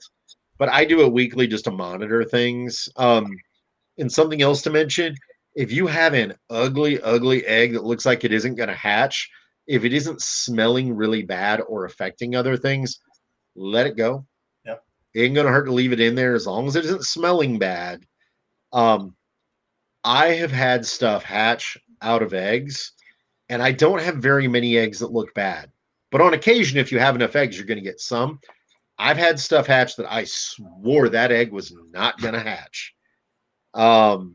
So I let that stuff go. You never know what's going to pop out. If it's absolutely done, by all means, toss it. But if not, let it roll. I'm the same exact way. I'd rather let an egg go a month or two past. 2 months. Why would you do that? It should have hatched on this date. It's 2 months later. Sure. I don't know. I don't know why I let it go 2 months. It's habit now. Unless I know that egg might impact another egg. If like you said, if it starts smelling, if it starts molding at all, if it molds at all, it's out. I don't want to even gamble at that point. But yeah. So it's something else for people. Methylene blue that you use for bacterial infections in the aquarium hobby. If you have one egg that's spreading mold that's gotten onto another one, usually that egg has antibiotic type, things to it, and it can usually fight that off. But something I've done is wipe a little bit of that on it, and it'll usually clear it right up. Something else I've done, especially with kahua eggs, It's not often that I get infertils, but you know how sometimes you get two that are just stuck together, and you know you might kill one of those eggs trying to pry those things apart. If one of the eggs goes bad, I'll take a syringe, drain the egg, and then I'll let it dry for like 6 or 7 hours. And I'll cut the old egg off, and then I'll wipe a little bit of that methylene blue on it, and it works like a charm every time. That way you don't have some rotten, nasty egg attached to a good egg, killing the good egg. Yeah. These are things that people, this is gold. This is gold to people. So you mentioned the methylene blue, being a fish keeper that I am for so many years. The second you mentioned methylene blue, my mind raced like 3 steps ahead of you and knew exactly what you were going to say. Yeah, I saw that in the expression. All the sense in the world. I've not done it, but Sure. yeah, why not? Why wouldn't you do something like that? I've used it for, fish eggs, trophies and things like that. Angelfish, whatever. Makes all the sense in the world. Great. Another good one too, since we're on eggs, dudes with big hands like us, like little tiny Pachydactylus eggs and like viper gecko eggs, Ptenopus egg, not Ptenopus eggs, although they can be fragile. I'll take a Slurpee straw and I'll cut it in half. And, obviously wash it really well because you're going to enjoy the delectable Slurpee first. That's part of the fun of getting it. Those Slurpee straws are perfect, for picking up teeny tiny eggs that break easy and just gently moving them to your egg box you're going to incubate in. I've also done like 8-inch tweezers where you find a very, very, very soft porous sponge, cut them into tiny squares, and glue them to the inside of those tweezers. Bend the tweezers out a little bit, and you can use that very gently to pick up delicate stuff in like weird little places that you can't get to. Egg gluers, like pliers, stuff like that. If you're in an environment or a circumstance where you want to incubate them at a certain temperature or just not in the enclosure, you can use that two-way car peel off stuff you put on the windows. Put it on the glass when they're about to lay, remove the bamboo and cork and stuff. They'll lay it on the glass, and you can take a razor, cut around the eggs on that stuff, and gently peel them off, and you can move them to something to incubate them in. Again, or if they lay them in bamboo, you can just use a whole Rubbermaid tub. Yeah. Just transfer it to that. I want to note, though, that Slurpee straw only works one time, so you have to go back to the store to get another Slurpee to get another straw. So sometimes a couple times a day. I mean, I got a 7-year-old. I got an excuse. Yeah. You talk about that. One of the tips I put in one of the videos was I sometimes raise up animals on egg carton. Slate egg carton. It's just lighter. It's easier to use, easier to clean. But sometimes I if I'm not selling an animal, Pachydactylus fasciatus, I haven't sold them, and they grow up, and now I have a pair. Sometimes they'll lay in those egg cartons, and again, trying to get in there with these fat fingers, I'm not going to be able to get in. So I take a piece of tape and I roll it up, and then I take the tape and gently go into the egg carton, pick the eggs up, and I can easily take them off the tape. I just push it down. I just kind of touch it, and it just do it on its own. So, Joe, one of the questions I have for you is, and this isn't what's your favorite gecko. I'm going to get to that in just a moment. But do you have any geckos? You said you didn't name your geckos, but are there any geckos in your collection that are personal favorites, almost, kind of a pet to you? I know we do a lot of shows, and there's a crested gecko that I bring to all the shows, or at least until the last year. Sure. Let people handle the crested gecko, and it becomes kind of a personal pet for me. I try not to get too personal with the other geckos because, sales and things like that. But I do have a couple in my collection that are more pets to me than they are, another gecko. Do you have any that are kind of on that verge of being kind of a pet?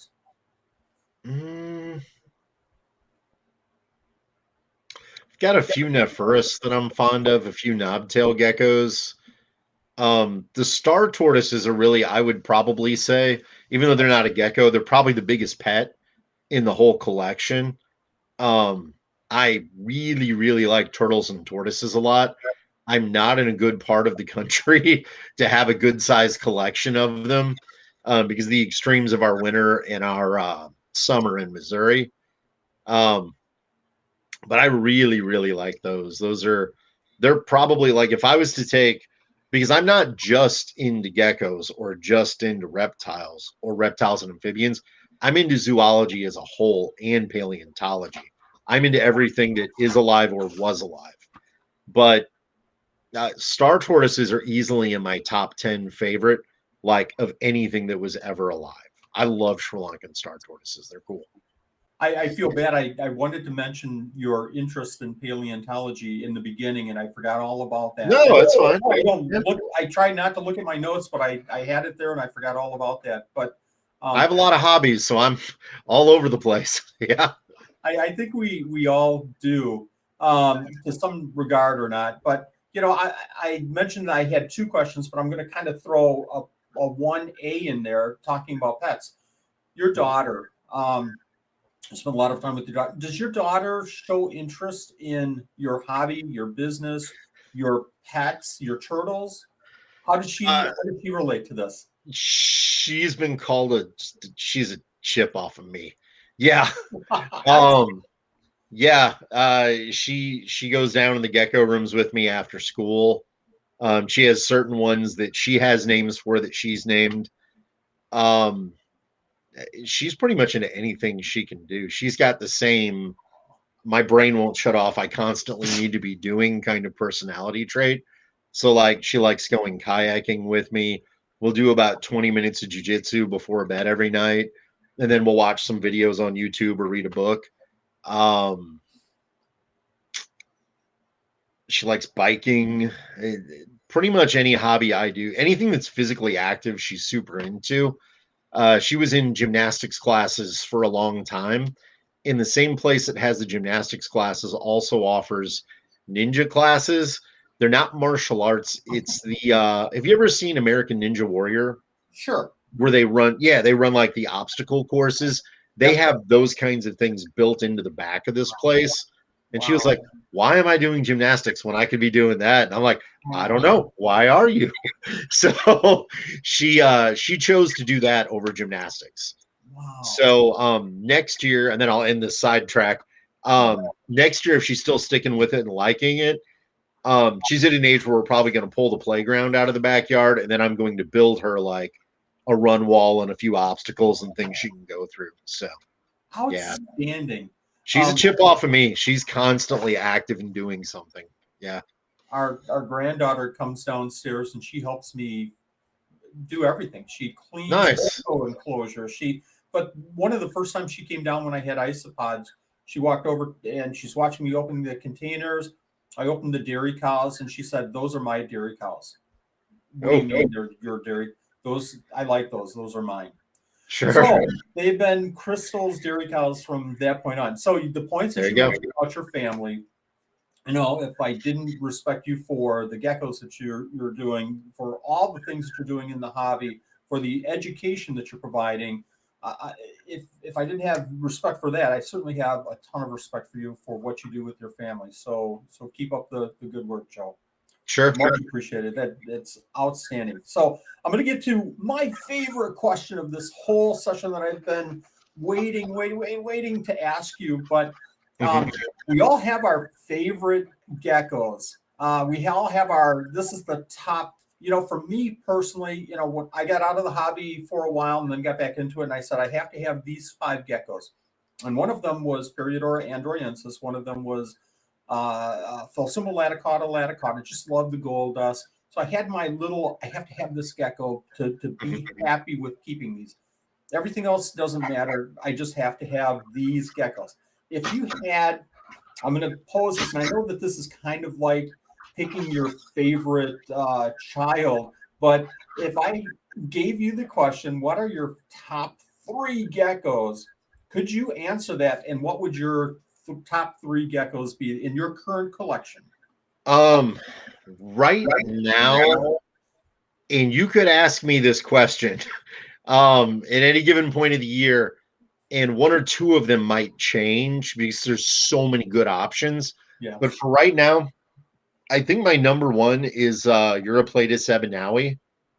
And I overlooked that species for a very long time because aesthetically, it's one of the most plain out of all the. There's no bad looking Uroplatus, but it is the most plain looking out of all of them. I mean, that's pretty much across the board. But I actually catch them being active during the day. The way they move, I don't know if you've ever worked with them, but it's almost frog-like. Yeah, they kind of like flip-flop and they'll like hop in an odd way. They're such a weird, cool, unique little animal.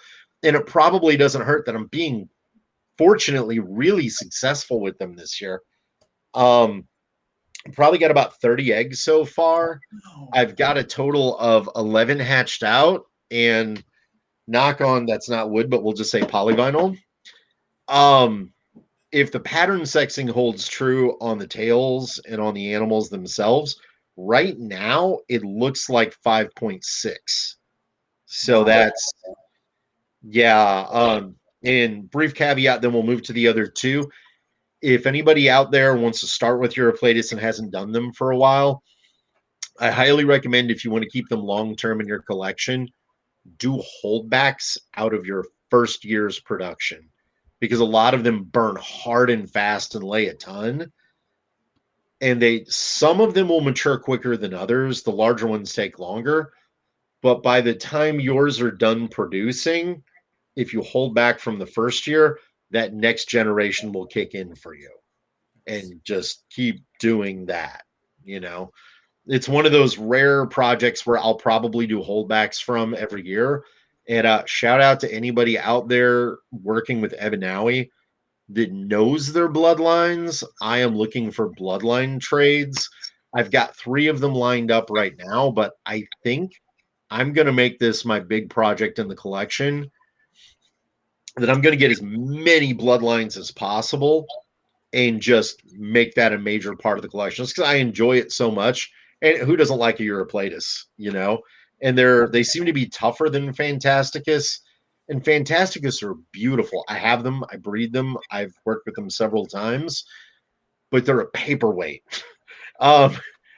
They sit there and look really, really, really cool. Unless you're observing them at night, to me, they don't hold a candle to ebanawi, which I never would have said unless I've worked with them. Upside down, just kind of sit there, and you look at them an hour later, and they're in the same position. Yeah. I'm going to throw this out. I know a couple of names of people, and you probably know these already, but ebanawi, Amanda Ohm is, I think she's still working with them. And, okay. Christine, and I can't think of her last name off the top. Thiessen? What's that? Thiessen? Maybe. Yeah, I think so. I'm not sure if and apologies to her if I'm mispronouncing it. I'm friends with her, and I've seen it spelled, but I've never talked to her or actually heard the last name said. But cool people. Yeah. Yes, exactly. Congrats to them. They're going to have a kiddo. Her and her girlfriend or wife. I'm not sure if they're engaged, married, whatever, but big congrats. That's awesome. Yeah. But check out Amanda Ohm too. I know she was working with them, and she was doing a lot of research to keep everything nice and everything. Yeah, exactly. So Okay. So what are the number 2 and number 3? Okay. Number 2 would be Ptenopus koki. Again, not to confuse anybody, Carpi is the difficult one. Koki is the one that I would say is intermediate. If it's your first gecko, I wouldn't get it. But if you've bred a few things successfully, they're easy to keep alive. The babies can be a little difficult. If you do breed them, here's the secret. The babies, this doesn't match the natural history, but if you give the babies warmth 24 hours a day, 7 days a week for the first 3 to 3.5 months, they will thrive. If you don't, you'll lose over half of them.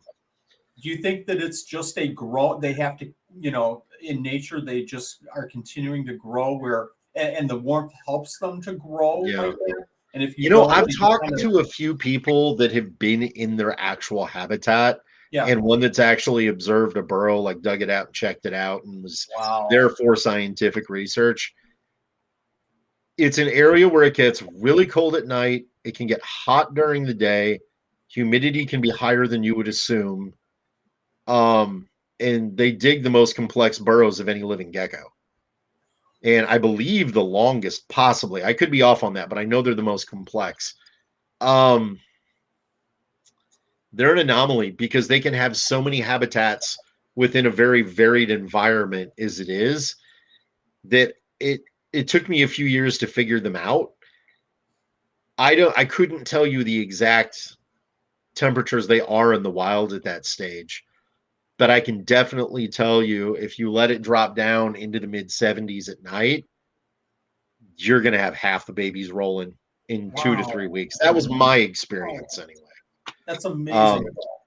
Yeah, you keep those babies warm all the time. I don't lose any, literally none. So, yeah. Okay, on to I can talk about Ptenopus for another hour. Gus, sorry about that. Mailman came. I always wondered why he does that every day, because the mailman never does anything. And then a friend of mine, Steve Schmelly, who was a dog trainer at one point, told me he does the same thing every day because he gets the result he wants. He doesn't know the mailman's going to another house. He knows he's leaving. And I'm like, that's an excellent point. That's an excellent point. But number 3, I'm going to have to combo this for you.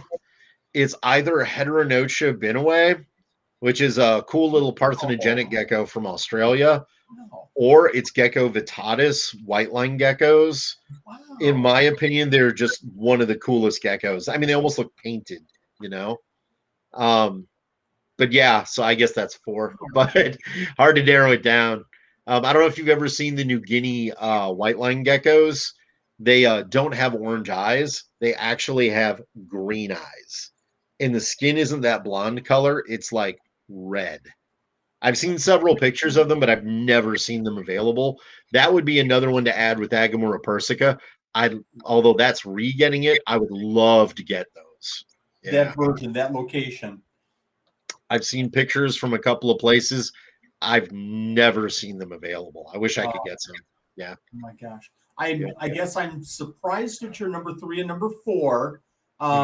Binoy, I can see. I have a lot of fun with them too. I think I got my original group from you years and years ago.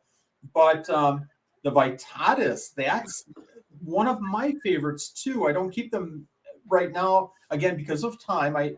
From a micro gecko standpoint, I don't know if I have the time to just constantly be on some of these micro geckos that need to be fed so often and so much. I think more care. Feeding heavy on the arid species of geckos that have small babies, I think feeding every day for the first 2 weeks is a good rule of thumb. Yeah. Just because their metabolism burns so hard. They're born in the time of year where there's plentiful prey. It really head starts them so well to feed them every day for the first 2 weeks.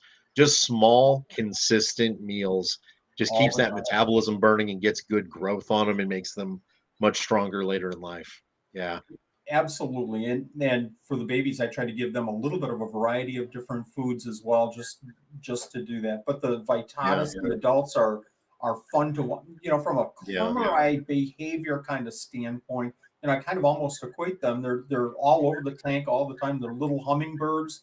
But from a colorful standpoint, one of the, I feel, most underrated geckos out there because they're just absolutely beautiful. They are. Beautiful. Yeah. Very, very underrated. They're super cool.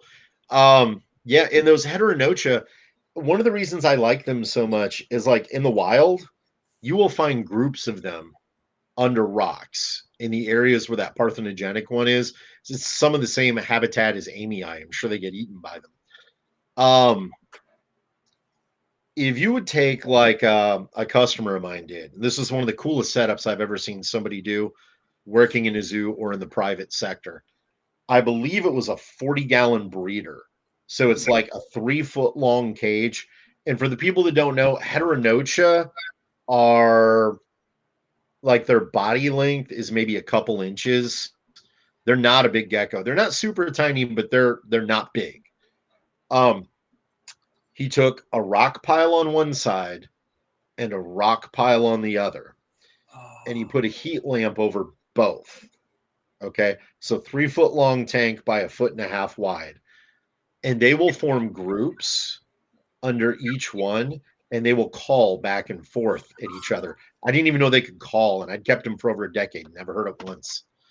So eventually I'm going to do a little display tank like that for fun, probably in my dining room or my living room. But I can't you can see a lot of really cool behaviors that are abnormal for a gecko out of those. Plus, they're parthenogenic. I mean, it's something that lays fertile eggs on its own. That's kind of fun. You know, I have a couple different types of morning geckos that I do just because I like them, and Hemidactylus typus, which is also parthenogenic because of that.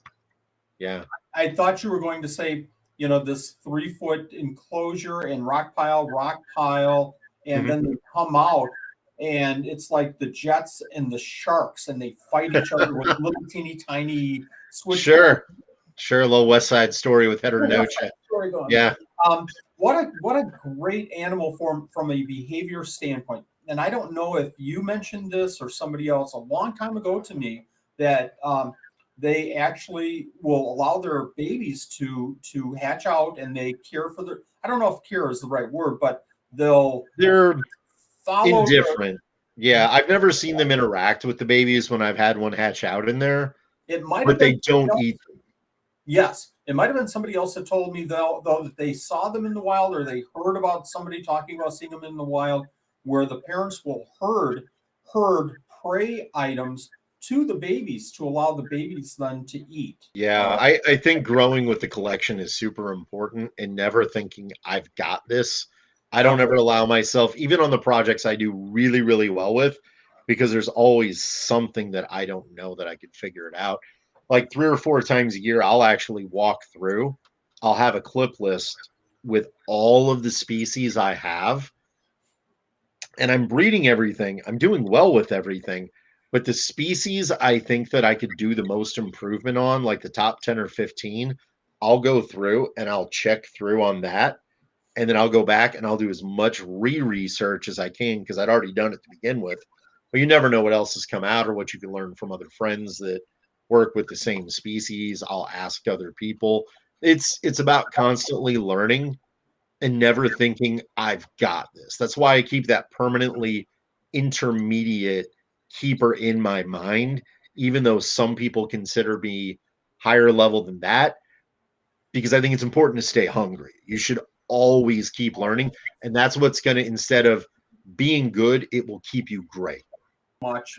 One last thing I'd also like to throw out there that's important. It shows, this is for the people listening, if you go up to somebody and want to purchase something, even if you already know how to take care of them, ask the person you're buying them from. Yes. Because if they can't answer that question, and caveat, they may be an hourly employee helping out. If they can't answer that question, ask, is there somebody here that could answer that question? You need to make sure that the people you're buying your animals from knew how to take care of them before you got them from them. It doesn't mean I won't give you advice, but I would recommend buying them. It doesn't matter if it's wild caught or captive bred, and I understand that's a controversial comment. It does matter in certain aspects, right?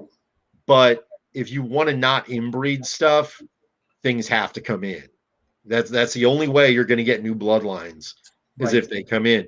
Because I have people telling me, oh, I have this unrelated animal and this unrelated animal, and when I backtrack and go through the info, they bought them from 2 different people. That does not mean that animal isn't inbred.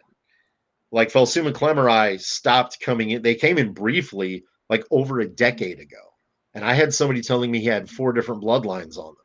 I'm like, either you got something in somehow that I don't know about, or that's not true. So I wasn't accusatory. No. But I just asked, okay, where did those bloodlines come from?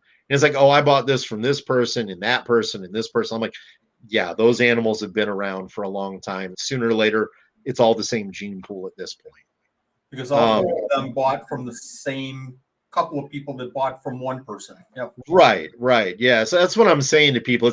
It's not that occasionally an animal won't get exported from, say, Australia and bred by a zoo here and legally exported to that zoo. And then the offspring, it's up to the zoo what they want to do with it. So it's possible to get fresh bloodlines, but I find more than not, because I check into that information before I purchase, most of the time, those animals came from different people. They aren't actually different bloodlines. So do your homework on stuff before you buy it and say that, because it's better to know what you're talking about than guesstimate and misinform somebody or unintentionally do it because the person before you told you that and you may not have known better. Yeah, and a lot of people dog wild caught vendors and importers. It's like, look, some of them are better than others. I understand why some of them get dogged out a lot and should be, because if you don't take good care of your animals, you don't belong in this hobby. Period. Right. Flat out. I don't give a who you are. Yep. But there are some importers that treat their animals, they spray for mites, they hydrate them. And if we don't have that, we don't have new bloodlines, we don't get new species, and things go stagnant in time. So I try and not dog out any grouping of people 100% because it's too broad brush for me.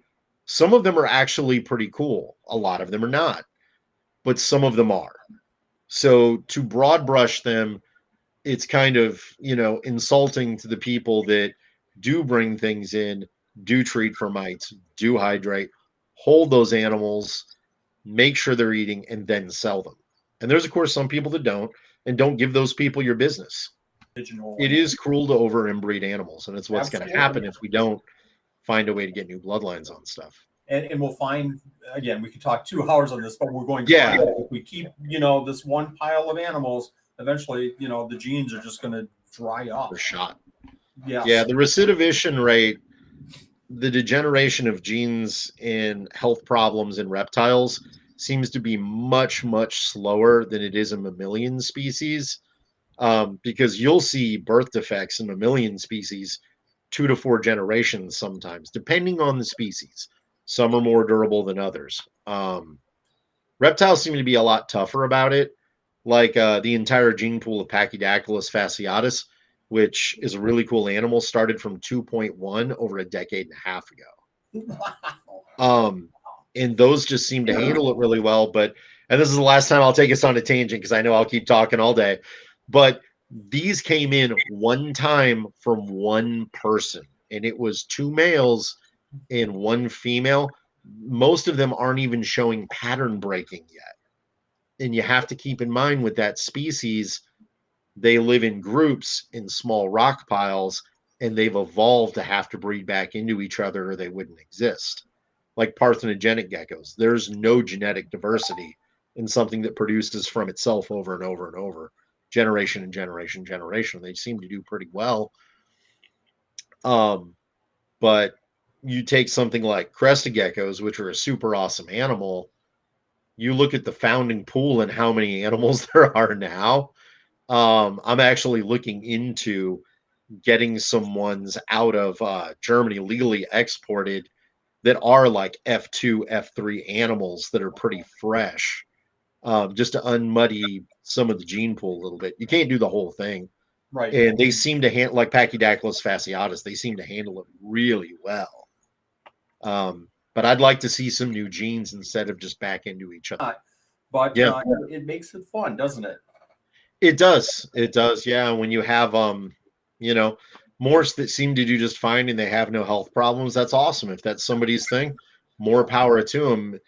The few of them out there that do have health issues, I think it's time to move on to other projects. Yeah. I don't see a point in producing something that's going to be unhealthy generation to generation to generation already knowing it has a problem.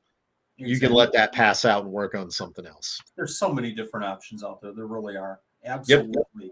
Joe, again, we could go on and maybe we will for a second interview here if you have the time. Sure. I'd love to have you back on the show.